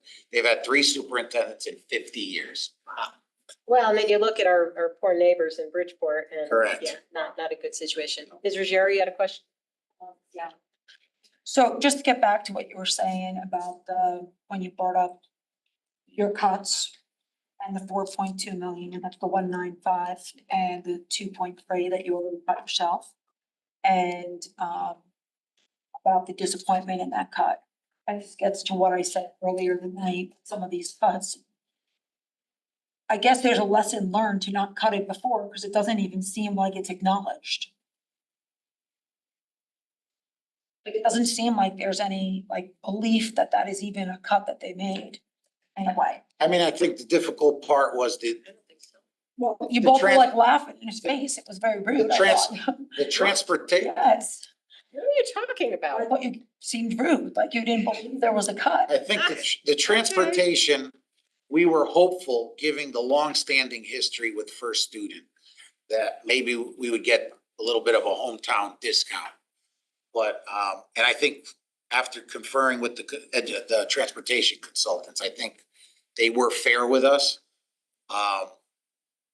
Given the fact that maybe, looking forward, we try to we go out to bid more frequently with services like that and not extend contracts beyond what we did, the 2 extra years because. And that was part of the 2.3. Well, that's what got us. That's why the 2.3 didn't really offset as, it actually caused an increase. There were $2.8 million of adjustments between when the superintendent presented the budget and when we voted on the budget. So we had to offset 2.8 million of unanticipated costs, both for the transportation, for higher state insurance costs, and for the pension adjustment from the town. That was 2.8 million. We voted in $2.3 million in offsets.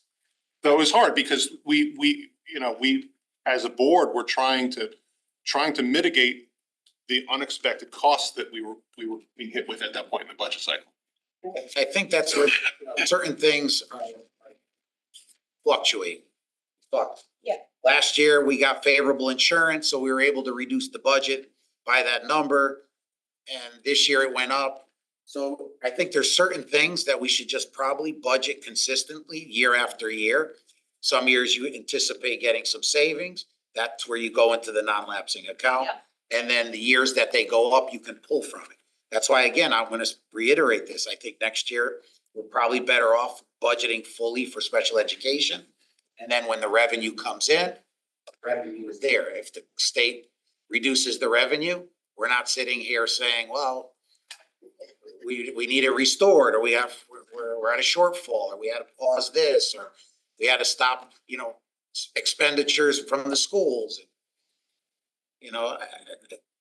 That's the new reality we face. I think the biggest thing is we knew that we had a contract negotiation. So it should have been anticipated, and it was anticipated that there would be an increase in the Board of Ed. And our teachers were underpaid and we were losing talent without question. And I've seen teachers that have left, and it's very disappointing to say. This year, we knew that was coming in. And I agree with that. But the town side of our budget is also so heavy with so many increases that it would have been better with this anticipated. I guess I would have hoped we would have seen it next year, maybe build up some of that.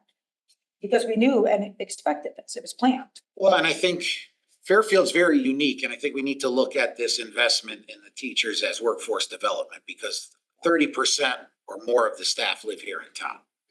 So I do think that has to be taken into consideration. In other towns, like New Canaan's and the Westports, where very few, if any, live in town because they just can't afford it. I think this has to be looked at in totality, that we are investing in our town, more in, not just in the child's education, but also in the residents, because it's a huge number of people. I was shocked to learn, a couple of years ago, how many teachers and staff members live in town. It's very unique here.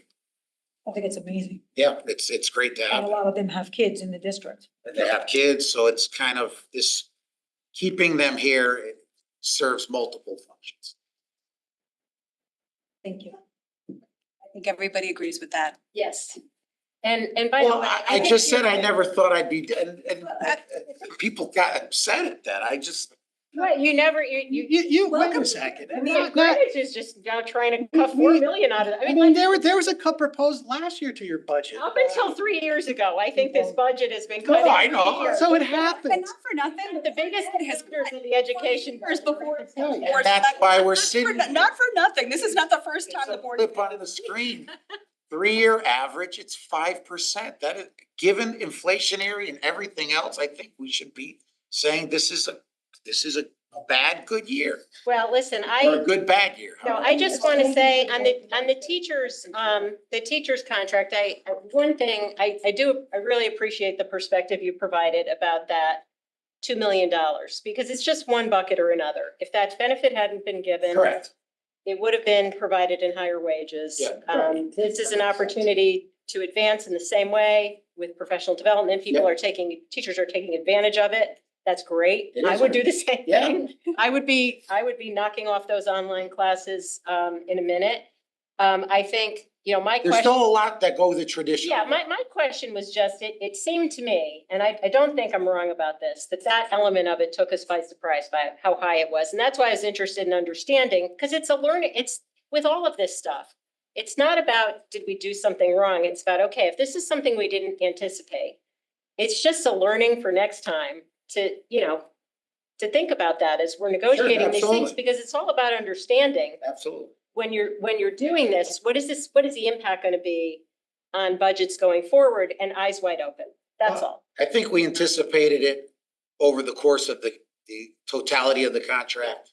I think it got front loaded more because of the extended period of time from the settlement of the contract to the start of the new school year. Yeah, and I also did notice, by the way, and I don't know if this is new, but there's a chart in here that I noticed with the DIRG. We used to be like the per pupil spending, like we're finally moving up on that quite a bit. Yeah. Like for a long time, we were Just above average now. we were lower than average. Right, you were. Yeah, And so that, That's, so the teacher pay is helping. is helping with Yeah. that, so that's great. I would suggest when we were in these rooms, your concern was you were losing teachers at a dramatic rate. At a dramatic rate to surrounding communities. We had trained them all. Yeah. Put in all the money to train them. And then other communities were offering more. And you were pretty clear. We need to keep these teachers or our system's going down. Well, and we spent a lot of money on professional development this year with the new literacy program that we would hate to see those folks go somewhere else, especially some of the other districts that are lagging behind us in the new reading program, because they decided they thought they were gonna win a fight that they had no business even getting into.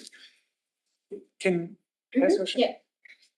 If we're done with this sort of broad question, I just have some more sort of boring, drier. I do too, but Alright. go ahead. I mean, I think by the way, I would love to get the answer to your question of what would you guys cut? Not surprised that we didn't get it. But I will say, I do think to the extent that we're making cuts here, we can't know what they're gonna do, but we should be able to point to what we think we're cutting. And we should be able to. We're not cutting, Well, but yeah, no, support, if- understood, right, Right, understood. so there's right now, there's $2 million cut from it. So. Right, the budget that's So before. that's why I would like to look at just some things that maybe have some slack in them. Yeah, so can we look at the maintenance budget? Okay, so page 115. 115? Yeah. So we spoke with Public Works the other night and I was asking them about snow removal. You guys contract out for snow removal? Getting back to the idea of shared service, is there possibility there? So we've talked about this. I don't know in the removal of snow if you're gonna get any savings, given the fact that you have folks on that side that if you call in at 3 o'clock in the morning are on overtime and everything else. Plus, I think we've talked about this. We get better snow removal by our vendor, but salting would be something that town would be amendable to. We also talked a little bit about, it came to light and we haven't really had a discussion, but we're paying, our refuge company is paying to dump our garbage at the transfer station. It's about $60,000, but $60,000. I'm guessing the actual snow removal is probably closer to what you budgeted. Yeah, this year, That's the only thing we went over this year was on the salting. We went over about 50,000. No, I was saying you were under on 24. Yeah, this year I think we're a little bit, we had more. More removal to. Yeah. And what about this? I mean, I just want to say, by the way, our transfer station, it's not, operates at a loss. So the more stuff we get, I mean, it's so. Just so you know, it's Right. kind of an in and out, you know, it's in and out. If we absorb it, it's, Yeah, I'm just saying. It's from one pocket to another, basically. I hear you. Exactly. Go ahead, Shane, sorry about that. So no problem. The other, actually don't know if it's here, but I was just thinking the same thing, if there's any possible shared service between like the tree maintenance, things like. Yeah, we've cut that out this year because we have no money to cut trees. So this year, we did have to do some tree removal and it cost us 20,000. But for next year, we put 0 trees and we are gonna rely on the town to do that for us if we so need be. So the town's doing that now, okay. No, they have not, but we're going to have to rely on them. It's not in this budget. So I guess just like a more general question, any of these kind of things, like Mr. Walsh was saying, we did hear about potential synergies with the field maintenance. Is there anything there on this sort of grounds maintenance that could actually realize? Well, the town doesn't do the grounds. They contract out. So No, I don't think so, right? Didn't we hear? Some they do and some they don't. Right. Okay. Can I, Mr. Gerber, do you have I don't remember when and in what context, but I thought I heard you say at one point that you saw some potential savings here. You know, there would be like 2 trucks that were waving at each other when they went by and we were kind of siloed in how we handled some of those things, whether it was fields or snow removal. Is that Yeah. Am I remembering? There are, one group does the fields, the playing fields. Another group does grass around the buildings. They do wave to each other, so. Okay, so, I mean, and I, like, to the point, I'll just say, I have no idea whether combining this stuff would save any money. It's just worth. Those were our two vendors. So we had one vendor that did both fields and the grounds around the school. We went out to bid and we got rid of the ones, the company that did around the schools because they were awful. Plain and simple. We had pictures, things that they were supposed to be doing. The new contractor that does our ground, does phenomenal work. Anytime we call, we don't get charged for extras.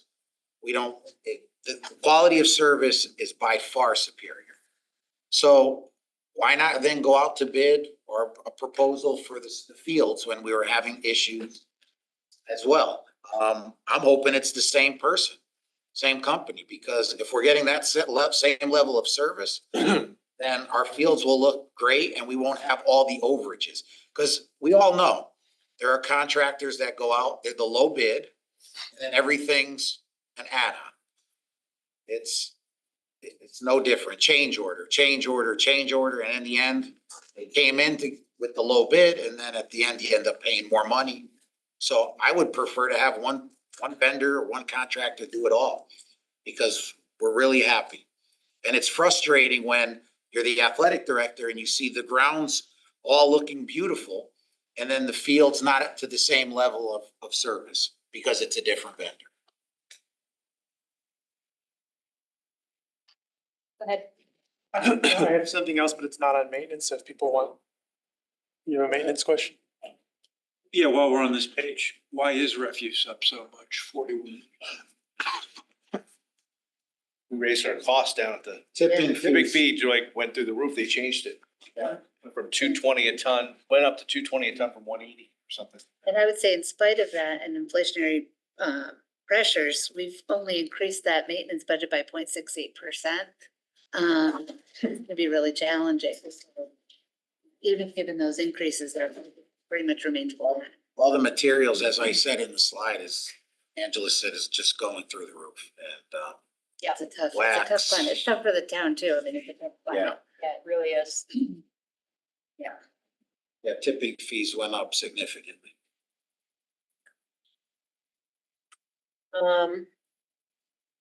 Like, Mr. Penley, do you have another question? Or do Not you- in this section, but if not, I do have another question. Yeah, go ahead. Okay, and I'm having trouble finding it, but I made a note about it. I saw there was contracted services for, maybe it's people personnel services, but it was for occupational therapy and physical therapy, and they're pretty big numbers. Yeah. So It's like with it's the same thing with the trees, just that's more cost efficient than having, no, it's not more cost efficient. You just can't find anybody. can't find anyone to do it in-house. You try, and when we can't, the services have to be rendered, so we have to contract out. And in some cases, we went out to bid for a bunch of contracted services. We did put in some realized savings that we anticipate.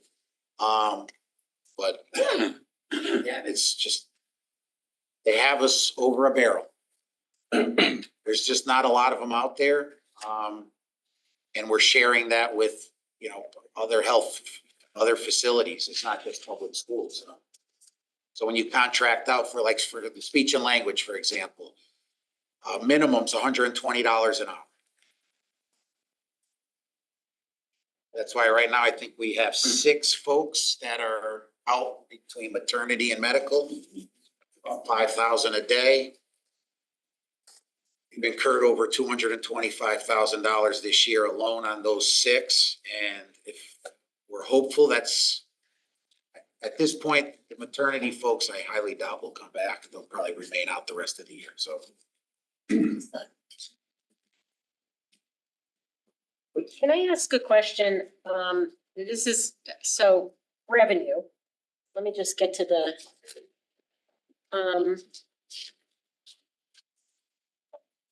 the revenue is on page 155 and 156. And this is all the state and federal money.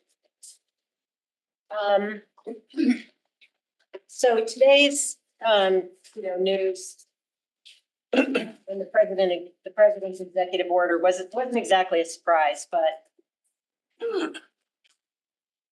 and what they're saying is that they're not looking to cut funding from districts. They're looking to cut the bloat of the bureaucracy, and all the funding is going to remain intact, and it'll go to the states in the form of block grants, and who knows? Even if that's true, my suspicion is that it may get divvied up differently, and a wealthy state like ours might find ourselves on the short end, but we just don't know, right? So my question is, and the federal government has so right now, I guess we're going along on a continuing resolution, and the fiscal year is September 30th for our federal government. When do you, if something were to change, what's the timing of that? And what's the timing of a federal decision that may flow through to the state and flow through to the town? Is the potential impact on that? Could that potentially impact this year, or would it be the following fiscal year? People are uncertain when they talk about it right now. There's uncertainty in the people that are dealing directly with it. Right now, we do have title monies, which is our federal monies, and our title and our IDA monies through the next federal fiscal year awarded. So I would expect that the state would continue to receive their cash disbursements, and we would continue to receive our reimbursement at least through that time. Through what time? The start of the next federal fiscal year through the end. So that's October. Yeah.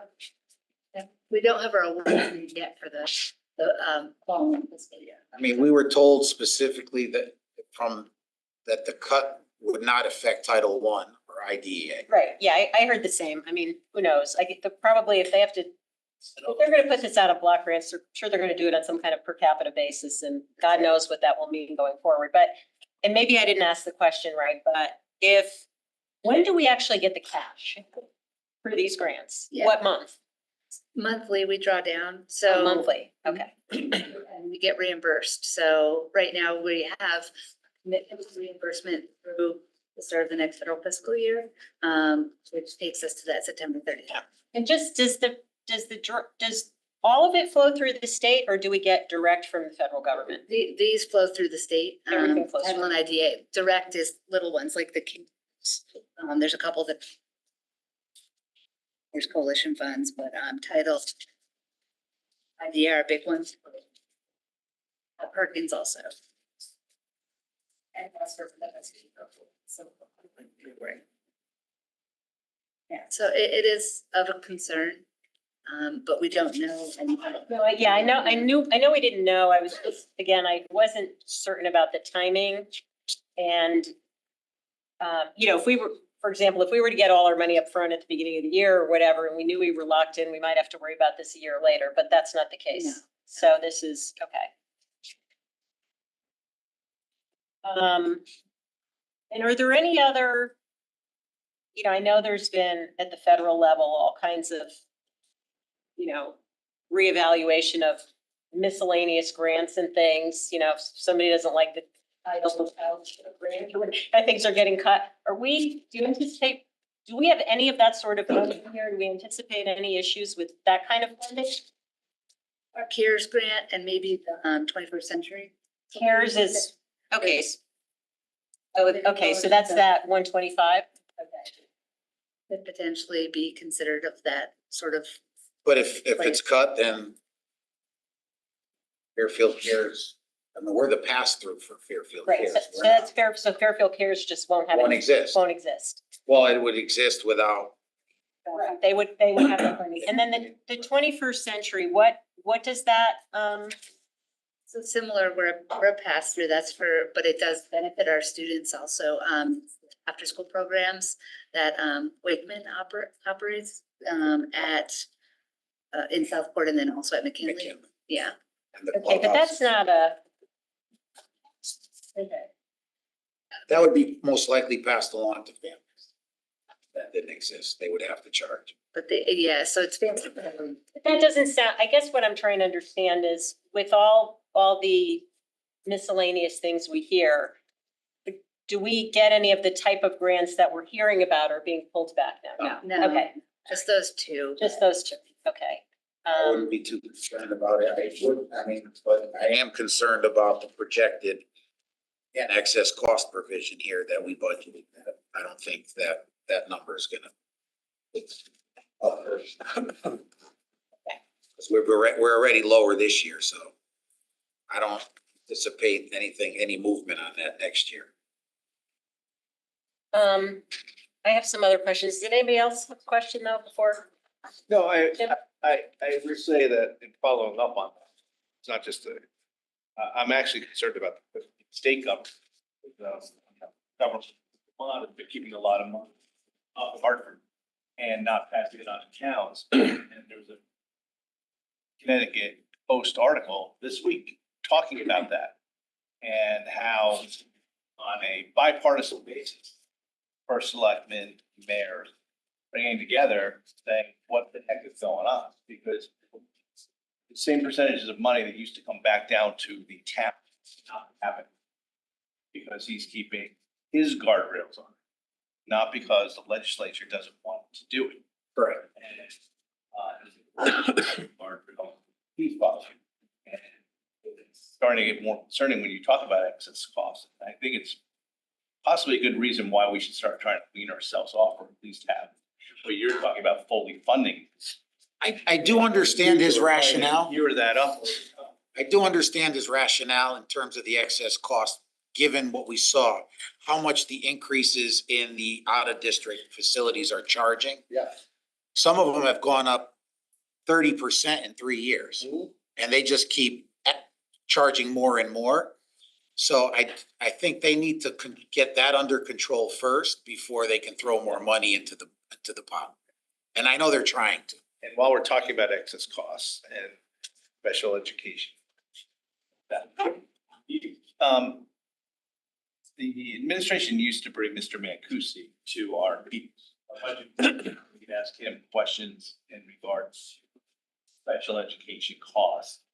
See, that's relied on him for bringing all these programs back into towns to try to save money. Is there a reason, first of all, is there a reason why he doesn't come anymore? I would like to see it next year, to be able to ask a question. Like you have a up there saying $16 million saved by. Who does that calculation? He does. Yeah, see, I'd like to talk to him about that. Well, what we do is the type of programs, the CLCs, the TLCs, what we look at is what the cost currently is. That's why it's on the slide of if that child went to an out-of-district facility. Versus, and then what we currently pay for the teacher and the paraprofessionals and the other services that those kids provide. We don't even include the space. It's literally just the cost of the staffing. It would be more expensive if we included the space too. Or Yeah, more because of we're a, having to build more space out for it. To be honest with you, I mean, so it's not like it's not a cost. Yeah. It's a cost in the building of the space. It's a cost on the bonding for that. And there's a cost that's built into all of that. We do know there's a long-term trend of needing more of these. More space we need. Programs that, But for that area, so it's like, I would like to see him back and be able to ask him a lot of more questions, when we get to that area. Maybe. Yeah, that's an analysis I would always, I mean, I agree, and I've been raising this for a couple of years. I don't think we should view that as a cost saving measure. First of all, I'm not convinced it saves money by the time you add in the costs of the infrastructure, and we're starting to face that now, right? The spaces that we have to build, we need additional spaces now. But I don't think saving money is the point. I think we have to provide these services in district. Well, I was just gonna. And you know, but by the same token, I was never convinced it was gonna be a cost savings in the long term because you have to factor in the infrastructure at some point. However, I was also 16 million is a lot if that's annual. So even if you added in infrastructure and you added in the long-term costs of what we're having to do to modify the schools, you know, I think you still might have a cost savings if it's really 16 million a year. I don't think that's the reason to do it, but I don't think the 16 million is the right analysis, but I think it's missing a critical part, but it's such a big number, you still might get there. Missing a couple of numbers. Yeah. Number one, those children would still be in our buildings. I mean, because there's 259 kids. There's nowhere to send them, first of all. There's not enough facilities in the area that could accept Fairfields on top of everyone else. That's fair. So that space would still be occupied because it would trigger other sections, and we still need the OT, PT, we still would need all of that. Number two, I think, and one of the reasons why when Rob is here, it becomes special ed becomes under the microscope. And I think it's unfair that we put this on children that have no choice in any of this. Yeah. I know they're the biggest part of every public school's budget, special education, at no fault to anybody. So I think everyone unfortunately has to suck it up, pay for the services for the kids that live in the town. And because a lot of times it gets ugly, and not that it does here, but in other places about the special ed costs. And these are just kids that we have to educate. And No, and that's why I said not here. Yeah, no. That's why I don't, you know, I don't think cost savings are the point, you know, to Correct. me. I agree. That's why we should probably not even talk about it. Yeah, I don't think they're the point. I think that the goal should be to every child that we can service in district, we should. It is a striking number, but when we're talking about, you know, we're gonna rewrite and footprint because we need more space, because we need small, you know, we need different things because education has changed. You know, the way we Correct. deliver education has changed. And so I think if you were gonna try to measure that, that's a relevant factor and you'd want to look at it all in. But again, I don't think cost savings are the point, so. Connecticut, the CASBO group, the Connecticut Association of Business Officials, use Rob's numbers, you know, and they also to advocate for more development of in-district programming, because, you know, it is a strike. It's an offset feature, yeah. to those infrastructure costs for sure. Their legislative team was using it as a lobbying tool as well. So. And just to kind of distill this to the essence of what you think you're trying to say, from the board's perspective, these are our children. Yes. These are our Yes. children, and the idea that we don't want to send out any children that we don't have to. We want Exactly. our children to be educated in the town that they live in. To the degree that we can do that, fantastic. I always find it interesting because we talk about $21,000 a year to educate a child in public school is a lot of money. I would argue no one blinks an eye to pay $92,000 to send their kid to college free. People blink. Well, I do. But they do it. And the return on that investment is a loss. It's a big loss. The return on the 21,000 is much better. That's for sure. That's for sure. Jim? So I just want to be clear. This is why I want Mr. Mancusi. I'm telling you, because I have voted for everything that he has wanted to do. Because I think that a town should be judged by the way you treat your most need. I agree. And I've gone along with it. But a lot of times when I was asking the questions, just to explore why we needed to do this, that Jim, trust me, I'm gonna show you in a couple of years that how we're saving the money. And how it was worth the investment. He never came back. Well, as you can see on that one slide, the out of districts are down. I trust him. I think he's an expert. If you've gotten some of those presentations as a Board of Education. What are you doing with them? You're locking them in a room or something? Well, if you look at the slide, I know. the higher percentage of kids identified, the lower number of out of districts. So it's working. Can you explain that? Cause that's something that's always, that I'm not getting. What is increasing so much? Like why, I mean, I don't know anything about it, but why is there a bigger need? Like what's happening? Listen, if I could tell you that, I'd be a rich man. Well, let me ask. No one understands. And I think part of it could be for years, there was a lot of noise that we were over-identifying kids. And I think there was a lot of I think every district tried to not identify as many kids because the cost. Well, that and the fact that they were being scolded for it. And I think now we're identifying kids adequately. And I also think that, you know, parents are advocating for their kids. So this is something that I don't know anything about, and I just want to ask in this meeting. Like what type of issues? Are we seeing more of? Well, just no, what qualifies it all for? I just don't, Well, it all depends whether it's emotional learning, other health impaired. I mean, there's a variety of labels, but the one thing that has grown nationwide is children with autism. I think just in our district, we've had students identified middle school, high school, with just some increased mental health needs. The other health impaired. And I think also there was a legislation for dyslexia that the state is just being more aggressive for child find at a younger age, that we're just trying to identify children earlier because early intervention, effectively, potentially could get kids out of special ed. By the way, I just read an article. There was a pretty comprehensive study done in California that disputes the notion or debunks the notion that the increase in autism is due to more identification. They actually did a long-term study. It's not, they went back, I think, to the 90s. It was pretty interesting, but you might want to take a look at it because that is, I think a lot of people have just thrown that out and said, it's so that the issue is we don't know what it is, but I don't think it's additional identification.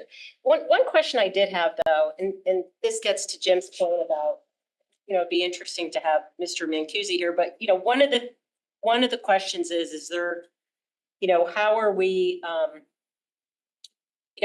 responding to the needs of these students and how do we measure whether what we're doing is effective or not? And, you mentioned screens and phones and all that kind of stuff. And I was sort of the belief that the screens and phones are more an issue and social media when it comes to, not autism, like students that need mental health services, whether it's depression or, whatever. And that's what I'm, it would be interesting just to understand a little bit of that. Like, are we, when we target some of these initiatives, like let's say we take away phones and we try to reduce screens, are we targeting that in a way that we're going to then measure over time how these things are doing in terms of potentially reducing the needs? Yeah. From what? Because when we say X number of kids need services, I don't know what that means. If it's 15 or 18% of kids, what does that break down into? Because that could mean anything. It could mean a child that needs extra help reading or needs occupational therapy or has, much more specialized needs. I have no idea what that is, but it is just interesting to see what we're doing and where we're investing and how, if that's having an impact. Because it just seems like we spend more and more, and the population of students that need services keeps expanding, and nobody knows quite why. So it's, and I know that's not unique to Fairfield, but the Early Literacy Academy investment has brought dividends in the sense that less and less kids are going to. And that would be a great thing to understand. Yeah, that's exactly the sort of thing that I'm talking about. And again, the Board of Ed has gotten those presentations a couple of times since we started that program. Let's talk about it, so. Maybe we could have a Mr. Mancusi. Tell him I miss him. Okay. I'm gonna buy him a coffee or a beer or something. So yeah, a couple other questions. So one of the questions I had asked was about teacher retirement. And the assumption is we're going to have 19 teachers retire. Courtney, you probably know the number off the top of your head, where I'll have to look it up, but you have an estimated savings built into the budget per retirement because the teachers retiring obviously have more tenure than one that we're bringing in. And so the savings per teacher was, how much was that? Well, we assumed in the budget about 35,000. Okay, and the 19, did you give us this? How have we, I know we had that 1 year post-COVID where we were way off. How have we been tracking in terms of estimating teacher retirements to actual? So 24 was 18.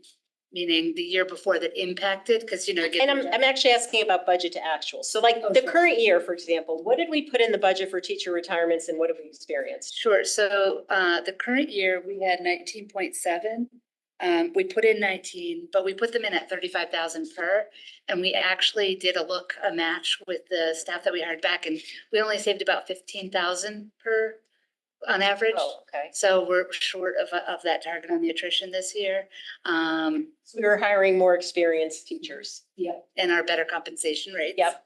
So, but we still went with a higher assumption because, you know, of 35,000 per for this budget. And there's a little risk there. But yeah. And I know you went back and, you know, after that post-COVID year, and you refined how you were projecting those teacher retirements. It sounds like this year we were spot on. Have we been spot on? Yeah, well, for next year's budget, we have that early incentive. So if they notified us, and we have 15 that notified us so far. So Okay. it seems about right that we might see about 4 more between now and. We have seen it. We're at 19. 19, okay. Okay, so we're already at 19. We're at 19. I mean, there could be a couple of little ones, but I think the issue becomes is assuming you're gonna get the savings based on who retires. You know, we have a math teacher, for example. We have special ed teachers. Yeah. Those are hard to find a rookie, so to speak.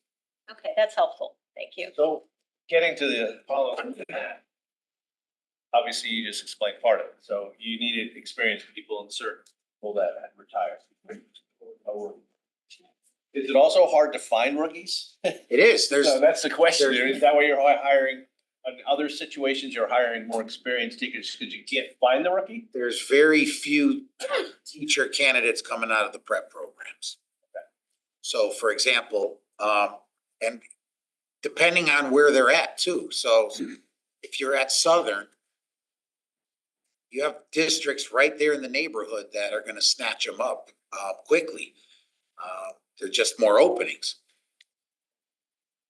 Harder to find rookies because some communities are paying for their college loans? Like, are there still, No, are there still not that communities I'm like aware of. that? I know. Or is those programs have gone away? Yeah, those have gone away. Some, like, I know Hartford was offering some signing bonuses. Stanford was using some of their ARP-ESSER money. That's dried up. But they also negotiate some better contracts. I know New Haven was 15% over 3 years. Okay. So they got into a good spot. But there's been a lot of movement too, not just Fairfield. When those bumps where we had 40, all the other surrounding districts had those same bumps, so they were taking people as well. Ms. LaBoris, you had mentioned before to us, when we've asked you about that question, you've had a number of bad years in a row, right? 2 years, yeah. And then you said, we're getting to the point where people. They're not that old anymore, yeah. We have a younger, old, so that's still what you see. Yeah, we do a regression analysis, so we take the trend, and apply it to the ages of our current staff. So I'll give you an example. Last night I was asked to go speak to 2 classes of graduate students at Sacred Heart. They had some questions, wanted to know what we look for in hiring. So I went around the room, your name and where are you interning or anything now? So they're all over the place, you know, Wilton, Trumbull here. So they're gonna be the first ones to take their people. Now, we're lucky enough, we have 8 from Sacred Heart in our buildings now. So if we have openings, we're gonna grab them quickly. But if we don't, because we have rifts, now we don't get any savings on the attrition and we lose the opportunity to take. 8 meaning student teachers?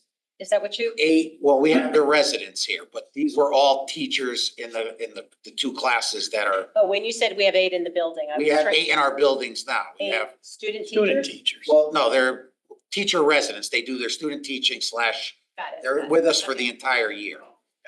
But the other ones, they're in Wilton, they're in Trumbull, you know, they're all over the place. Now, the other problem is too, Sacred Heart, Fairfield U are no longer commuter schools. They pull from all over the region. Leave it. They're safe. Back to their. exactly, they go back home to mommy and daddy in New Jersey. in Long Island, in Massachusetts, and they get jobs there, and live at home for free.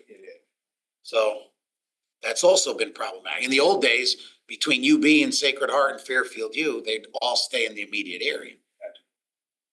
Makes sense.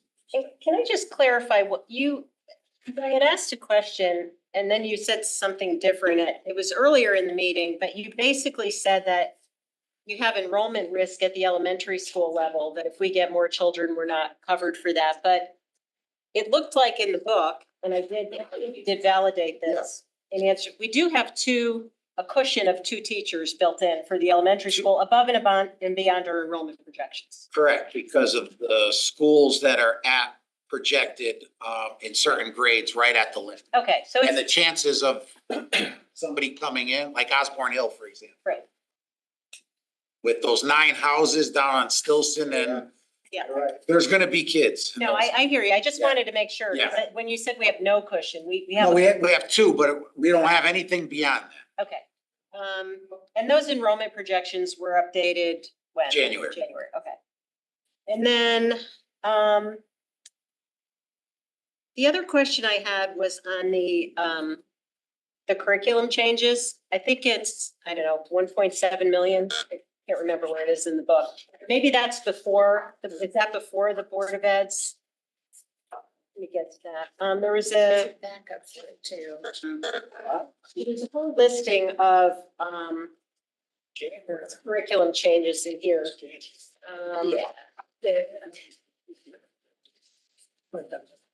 I might hang on, I might have it here. No, they don't have to do that. So, July or August. 189, yeah, 189. Yeah, so 189 and 190. So this is, and I think someone asked this question, when you add all this up, it's a million, 1.7 million, if I've got that right? Yeah. And I don't remember this from prior years, but what is that first, Mr. Peterson, was this 1.7 million reduced by some of the Board of Ed's actions? No. It wasn't, okay. So where does this compare to previous years? It just seemed like a lot to me, but I don't know if it is or it isn't, because I don't remember where this has been. So it's a reduction from last year's budget. Okay, it's about flat year over year. Okay. Yeah, We well. had a little bit of help with literacy because we got some small grants because we were going with the new literacy program from the state. But next year is social studies this year. That's a big one. There's gonna be a lot of work around curriculum writing, PD, purchases of Is this a normal, materials. and I don't remember, is this, that's roughly what we're investing every year is? Yeah, I mean, he 2 dropped. million-ish? Yep. Okay. He dropped his assessment a little bit and some other trainings and PDs to afford what was happening in social studies. And we've also, it's tight because we've had 200K-ish, 200 to 300,000 for the last few years. Grant, but also through our best. Right, that helps supplement some of the needs. But yeah, I would say it's trends about that. After social studies, I think we get a year break where nothing really heavy's coming up. I think it might be PE. And family consumer science, so there won't be a lot there before we get to science following year. And so when you look at the breakdown of the pieces of this curriculum development, there's roughly 275,000 that's professional development. So that's, yeah, the curriculum is another 244,000. So I see 274 of that number is professional development, 245 roughly curriculum, and then text and materials is about $1.2 million. Correct.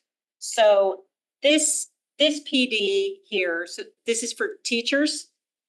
Teachers, admins, all of them. Okay, so this is what the district provides above and beyond their own, what they're doing on their own for their. Right, we have a minimum of 18 hours of professional development that the district has to provide. Got it. On top of last year, new legislation was all So staff. this meets that requirement. This meets that, and then Title IX and Got it. Okay. memberships, conferences that they, We also have the requirement that we started this year, making sure all our staff are trained in restorative practices. That is a mandatory training. But What is restorative practice? how teachers and staff work instead of punitive It's a disciplinary approach, it is to teach kids, Instead of suspending them, you're Correct. trying to, yeah. teach them how to self-regulate and all of that in the moment so that you don't see repeat behavior. they can learn. It's very effective. Does this take 2 days to train people? It's usually a 3-day training. We've done 2. Okay. And we actually get a great rate through Catalyst, the old Rias app, because I have a longstanding relationship. Actually, the head of Catalyst lives here in town, had children come through the system, Mark Donald. Their trainers are top notch. I mean, The only reason I ask is, people have, our member Jim Myers was telling us, his wife's having to go through it, and everybody's having to go through it. have to. And there's a lot of substitute teachers.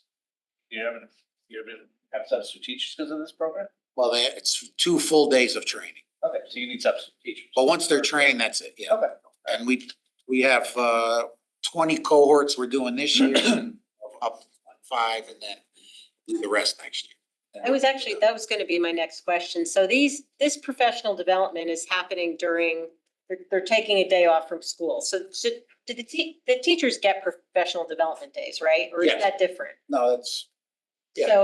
So is that,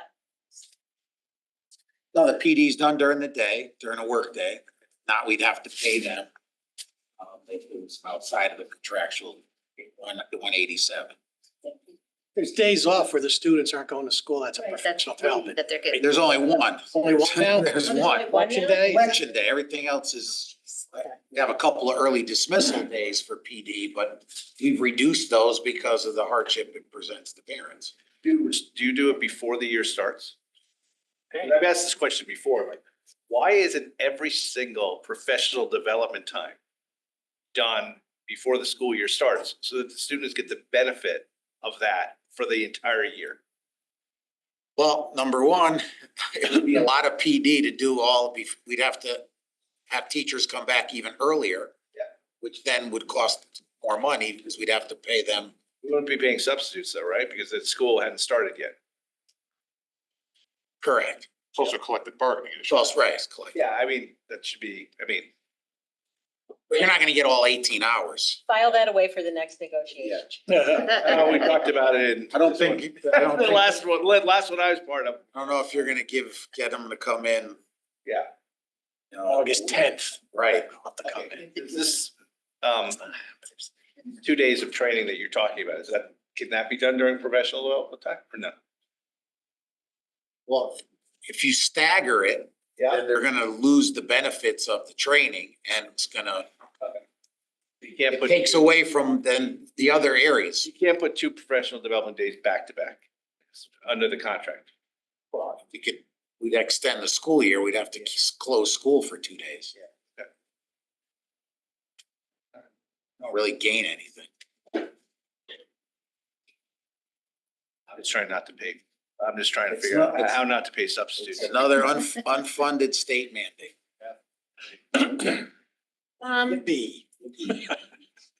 Quick question on the sports accounts for the high school. This is a small amount, but I'm just, you guys are now carrying the interscholastic sports insurance. It's not a big number, it's $65,000, but is that firm? Do we have that negotiated? Yeah. That's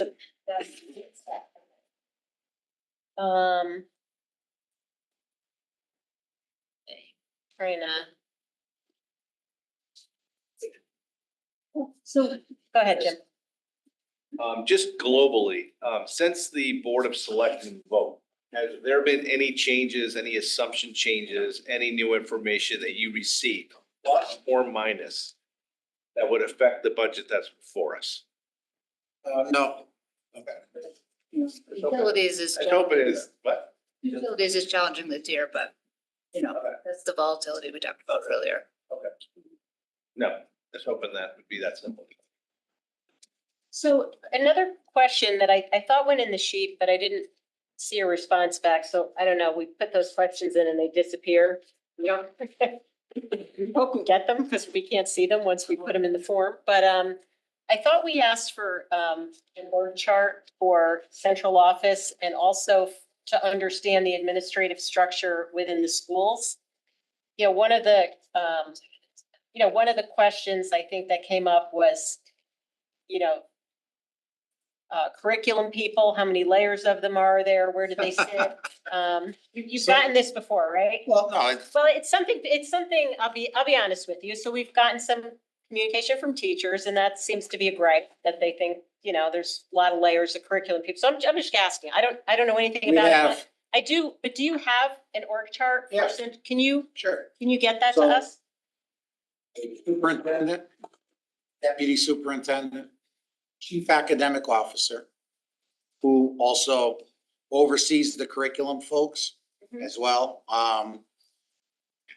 We have a literacy person, a math person. There used to be 2 math people. I condensed it to 1. We have a social studies, a science person, and HR director, maintenance person. What's the total central office? I have no idea. Like that kind of staff, or everybody, like clerical and No, yeah, all of the administrative central office staff. administrative.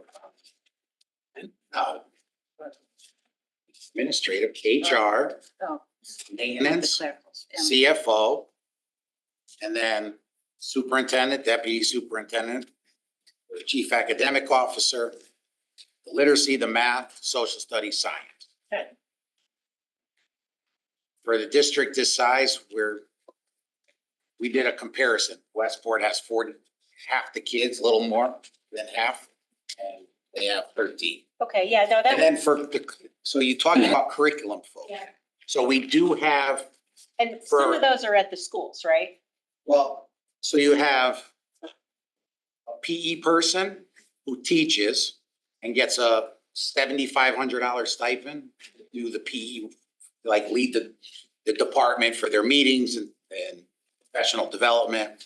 We have somebody for family consumer science. I have 2 consumer science and they split the stipend. We have, and they teach. These are all people who teach all day. Mhm. We have a world language person who has 1 reduced class but teaches as well, and they get they don't get a stipend or anything. Okay. They're- It's not like a bunch of full-time people doing this. No. Okay, all right, that's all. The only one that was full-time that wasn't teaching prior to me getting here was the music person, Mr. Hughes. We made him an admin because if he wasn't teaching, we might as well get him to not have to follow the teacher's contract. So we get more days, more time out of him for $15,000 more. Yeah, so the idea, it looks like a lot of people, and actually the teachers union, as part of the negotiation, because we didn't get to stipends, we agreed that we would have a stipend committee that would look at all the stipended positions, see what could come out, what needed to be adjusted, either higher, lower, if there was any Title IX stuff. So they just started that work actually 2 weeks ago. They waited. So that probably will not get resolved before the next contract. So we're still operating. But those stipends are total are minimum. Minimal, yeah, it sounds like it's Yeah, minimal. there's Okay. no curriculum layers. Okay, I yeah, found no, that. I don't know, so I'm just, don't shoot the. No, Just asking. just the core subject areas. Okay, yeah, no, if you can provide the org chart, that would be helpful. Question here. Jim loves org charts, especially if they're color, so. Natural color, I'll do black. You got it. We'll have it tomorrow to you. I like that. No, you like the color, you said you like the color. It's interesting. I don't know. I don't know how you would color code it, but you'll have it tomorrow. So your ink bugs might go up, all right. Take crayon. Mr. Penley. Yeah, I have a question about I'm on page 24. This is for school administration. Just want to clarify some things on the assistant principals, because this was another Sure. area that we got a few comments about. So my first question is, all of these assistant principals, these are not positions that could actually be eliminated. They would need to be repurposed because of their status. Is that You correct? get 0 savings. So we had, each elementary school had an EPF, What? Elementary program facilitator. Before that, apparently had another, an ITT or IIT, I don't know. So these were all full-time teachers without a teaching duty who assisted the principal in running the building. Again, they worked the teacher's contract, teacher's day. They had no supervisory ability as a teacher. They had no evaluative ability. They had no ability to discipline or do any of that. So to me, it was a waste of money. So we converted those 2 years ago to assistant principals at about $15,000 per person increase. And now we get all of that extra time. They work 10 and a half months. They have all the they have all the same duties and responsibilities. Now, I can tell you from the perfect commentary after the Board of Selectmen meeting, one of the parents from one of the schools, remain nameless, came up to me and said, I want to thank you. I want to apologize. Because when we were doing the transfer over of these positions, one of the schools loved their EPF so much, and she couldn't get the AP job because she didn't hold the certification. So they were really upset that she wasn't. So she couldn't understand why we had to make this change. And she came up now after almost a year and a half, she said, I see what you meant.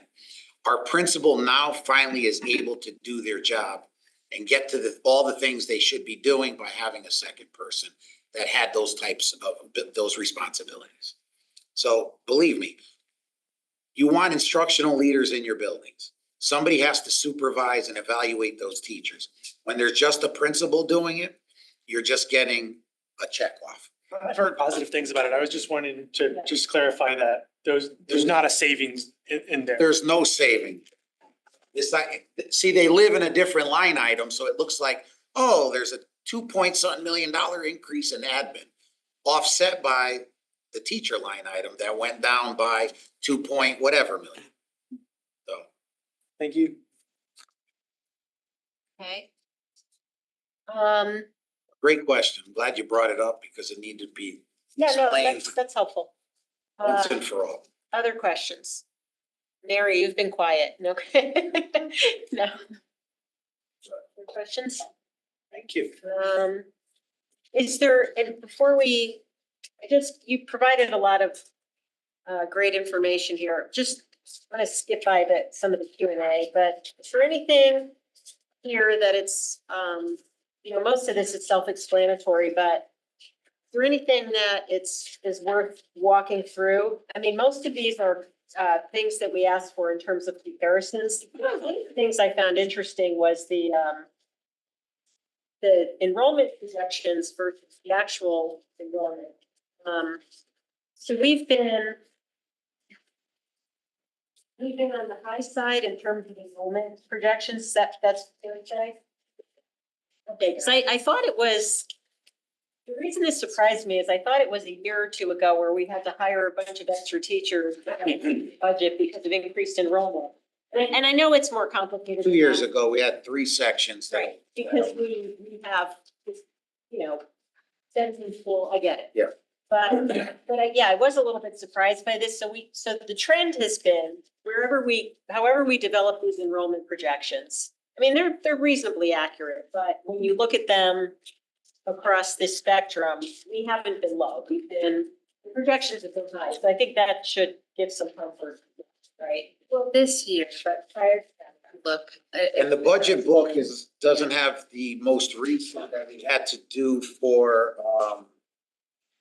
projects coming up. And we're gonna be talking about that. Get the consultants to come to our next board meeting, unfortunately, but there's some schools that are predicted to really go up significant next couple of years that even the board members at the facilities committee wanted a rationale behind it. But a number of factors as they explained. Developments and where those were situated. So like Holland Hill, Osborne Hill, McKinley, there's some significant increases beyond the norm that we're anticipating over the next couple of But I years. think it's really a really good point, because to further what Mr. Tassani just said, if you look at page 8 where we gave the enrollments. Yeah. But if you look at page 176 on our budget book, Yeah. that shows the actual section related to the enrollment. So although. Page 176. Yeah. So although we budgeted. We actually had 204. So even though the enrollments went down. Right. Because of where they're showing. Because of where up, they're we showing up. still- I get it. I section really, yeah. was the- So it's a. The other big problem that we haven't talked about, I'm surprised no one asked, was the new kindergarten age. And so with now you're possibly, we had half and half this year, half go to kindergarten, Yeah. and this year half stay in preschool. We're not seeing that for next year. More kids are staying behind in preschool than going to kindergarten. So it's not going to lower the number of kindergarten sections, but it is going to increase the number of Preschool sections. Okay. And those just, are full day preschool. and just two additional questions on the schedule you provided. So you provided this, it's enclosure 4, and it's full-time and staff repaid. And I think, I think this might have been in response to my question. So I was trying to figure out, so we know that there's, that you put in the budget, projected savings for anticipated retirements. Yes. And the question was, for non-retirement turnover, how, do we budget for that, and how does it impact the budget? We do. And how do I, because I look at the schedule and I'm getting kind of lost in it. Is Yeah. there something you, what is in the budget for non-retirement turnover in So terms of impact? it's a net of a lot. And so the staff replacement right now, is that line, staff replacement. That's a savings? Yeah. So, and you can see the average has been about 327. But that's a net of what we need to use to offset the substitutes and the attrition, some other things that happen in the personal budget. But you can see we've gone, lower, we've gotten tighter with it compared to what the average is, compared to what we had last year. Okay, no, the trend is really helpful. Thank you Yeah. for that. And then the other schedule you gave us was the health insurance budget, and that's on page 12 of 16. Yeah. And so this is, so you've got budget to actual going back a number of years here. And so we have been, pretty close, I guess. I mean, some years, 22. COVID-ish, yeah, I mean, Okay. we have had favorable variances. I would just point to, and I understand this isn't a perfect science, because you can Right. see it changes. We typically use, I was saying that November 1 bill date, and then we also look at it again in March and then again. in May. So for example, every year we see the lives here was as of that November 1 date of the year prior. So what you can see as a trend is that from 1920 to today, gone down in our single families by about 30. And it's consistently sort of been down. It was a little up last year, but we've gone significantly up in our family, which is the more expensive piece. So 6. I even looked at the March bill because I said that's anomalous, because last year, it was 658 at the same time.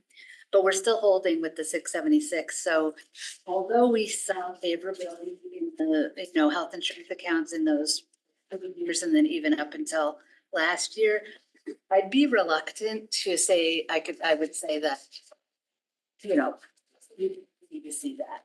Okay. But Based on the number of maternity leaves this year, again, last year.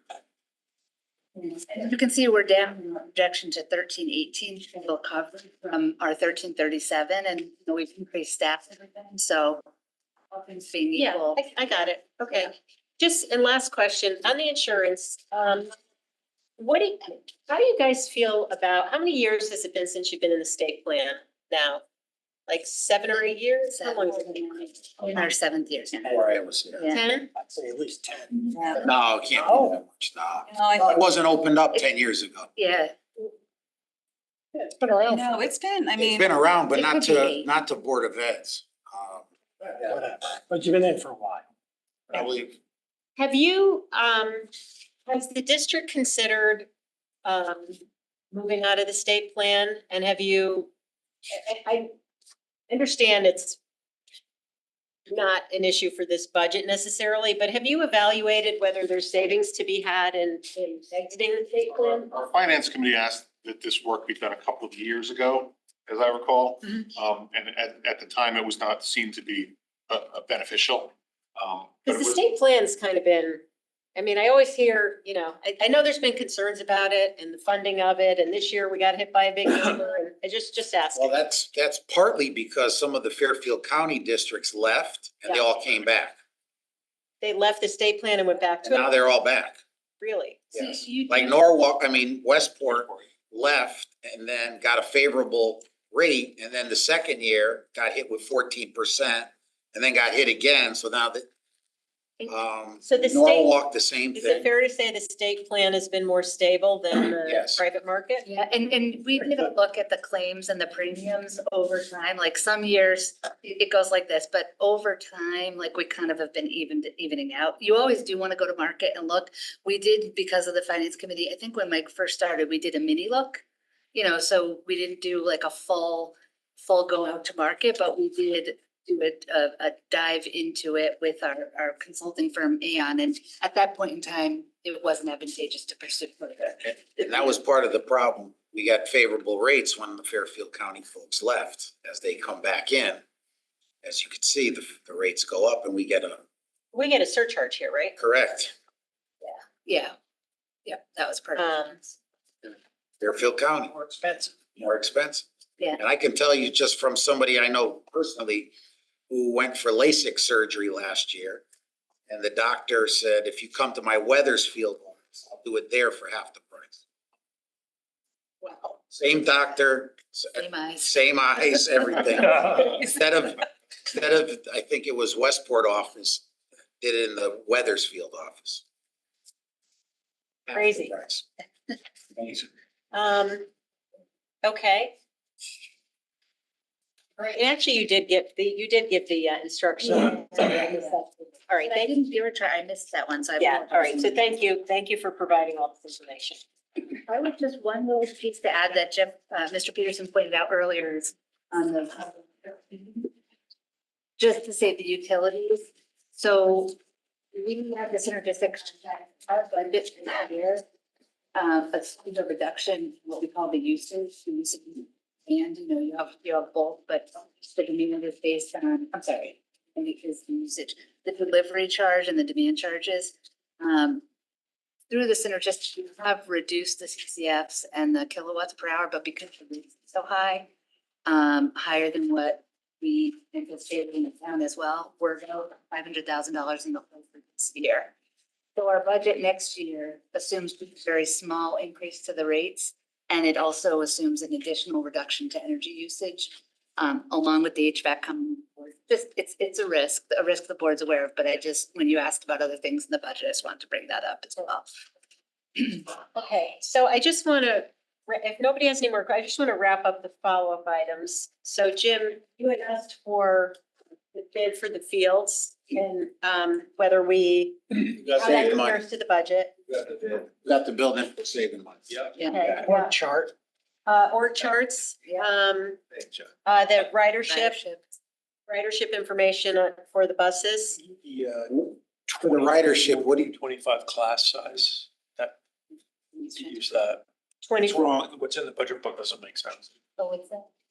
The 2024, 2025 actual class sizes, if you haven't. Yeah, the less than and greater. Yeah, I know, I saw that. I don't understand that. Okay. Yeah. Right. The signs are wrong, so I think that, yeah. Okay, and then, I think we want, if it's possible to get I know it might be difficult, but if we can get the status of people's completion of their curriculum, I think what I heard is we're into the second year of their ability to do it, and only a third of them have completed it. So if we can get sort of an up-to-date status of how people's course requirement. Status of completion on degree changes, ridership information for the buses, the bid for the fields, Damaged Chromebooks that need replacement was a question. yeah, Chromebooks, yeah, I mean, I know we had some philosophical question. The board's looking at the technology policy. That's an area that is potentially. On the ridership, in terms of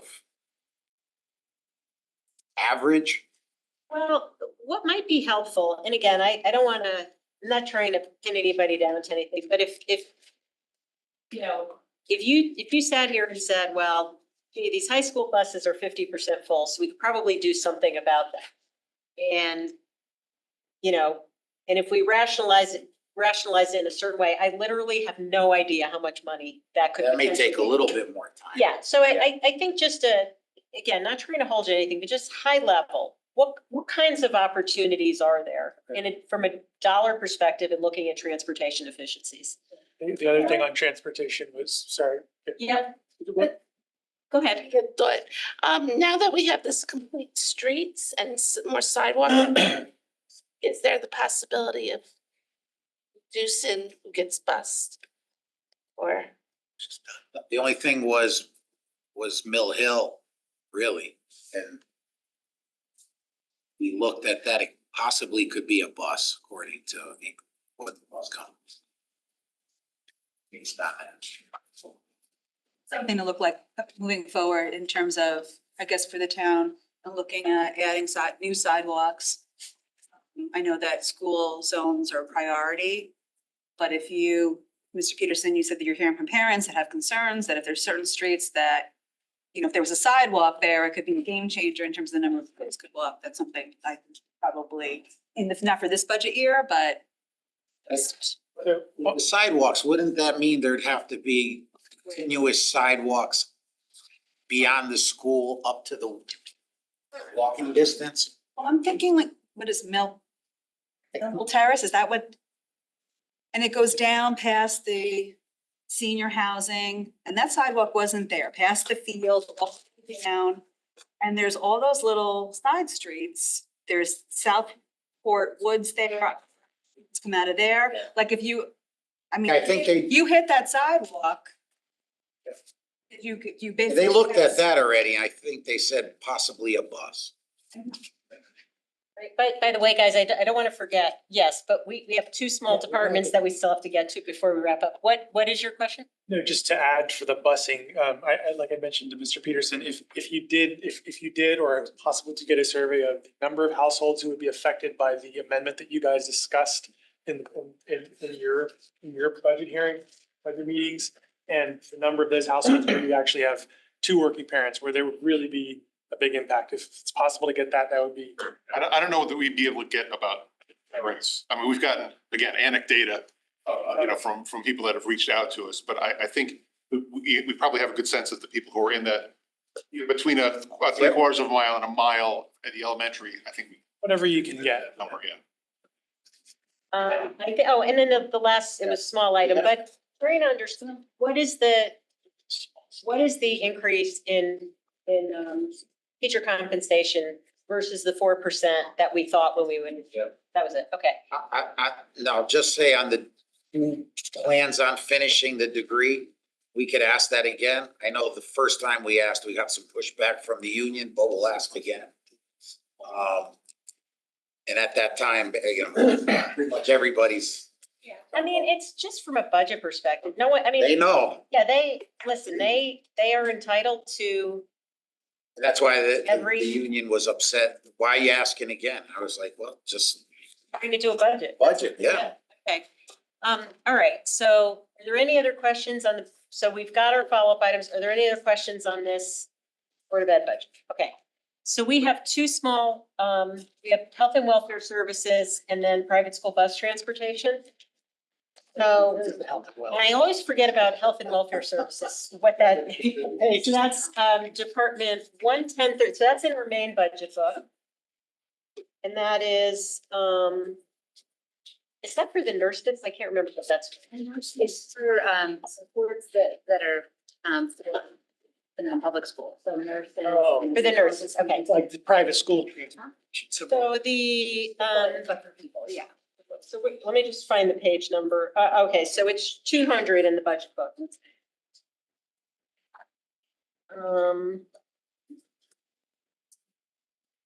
So for the board, right after the debt service tab. So that's the 185,000, which is up pretty substantially from last year. So are you gonna explain this one, Courtney? I wish I could. I'm sorry, I don't. have it Who, in front of who me. does this one? I normally do. It wasn't on my radar for tonight. I normally do. We can. Courtney says she uses that. Can you just maybe give us a written explanation? Can we do, I Do you have written questions? Of it, I know that, there's a few more staff dedicated to the non-public, but I can't tell you exactly who it is and why. It's, this is where they had a child who had to have like very special, they had, I think he had like a full-time nurse. I think I recall in one of your. Yeah, but there's a nurse and then a psychologist, and social worker, but I don't know why it went. For the private space. For the practice. yeah, so there is a page in here that says what it is, but it doesn't really explain the change of your, okay. I can do this Yeah. tomorrow. Get that. And then the last one is private school bus transportation. So that is page.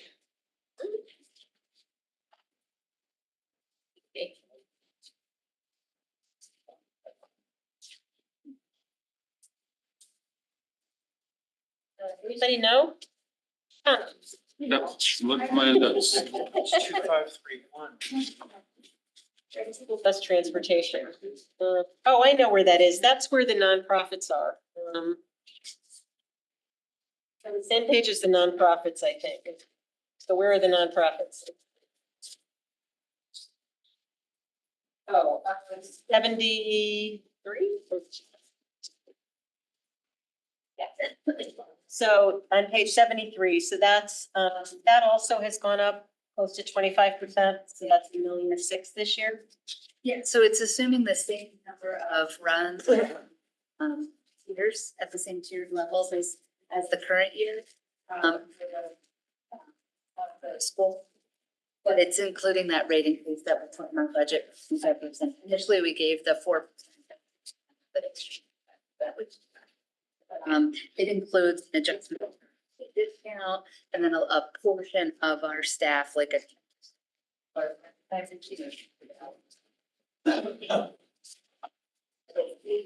Tier one bus, doing three. No increase in bus. No increase in the number of buses. Yeah. But yeah, the increase came from 22 to 23, sorry, to 24, but we've been flat ever since then. Okay. It's just the rate. Any questions on those last two budgets? Okay, motion to adjourn? Mr. Ruggiero, seconded by Mr. Penley. All right, thank you. Thank Night. you. Okay, and I'll add that follow-up item. All right.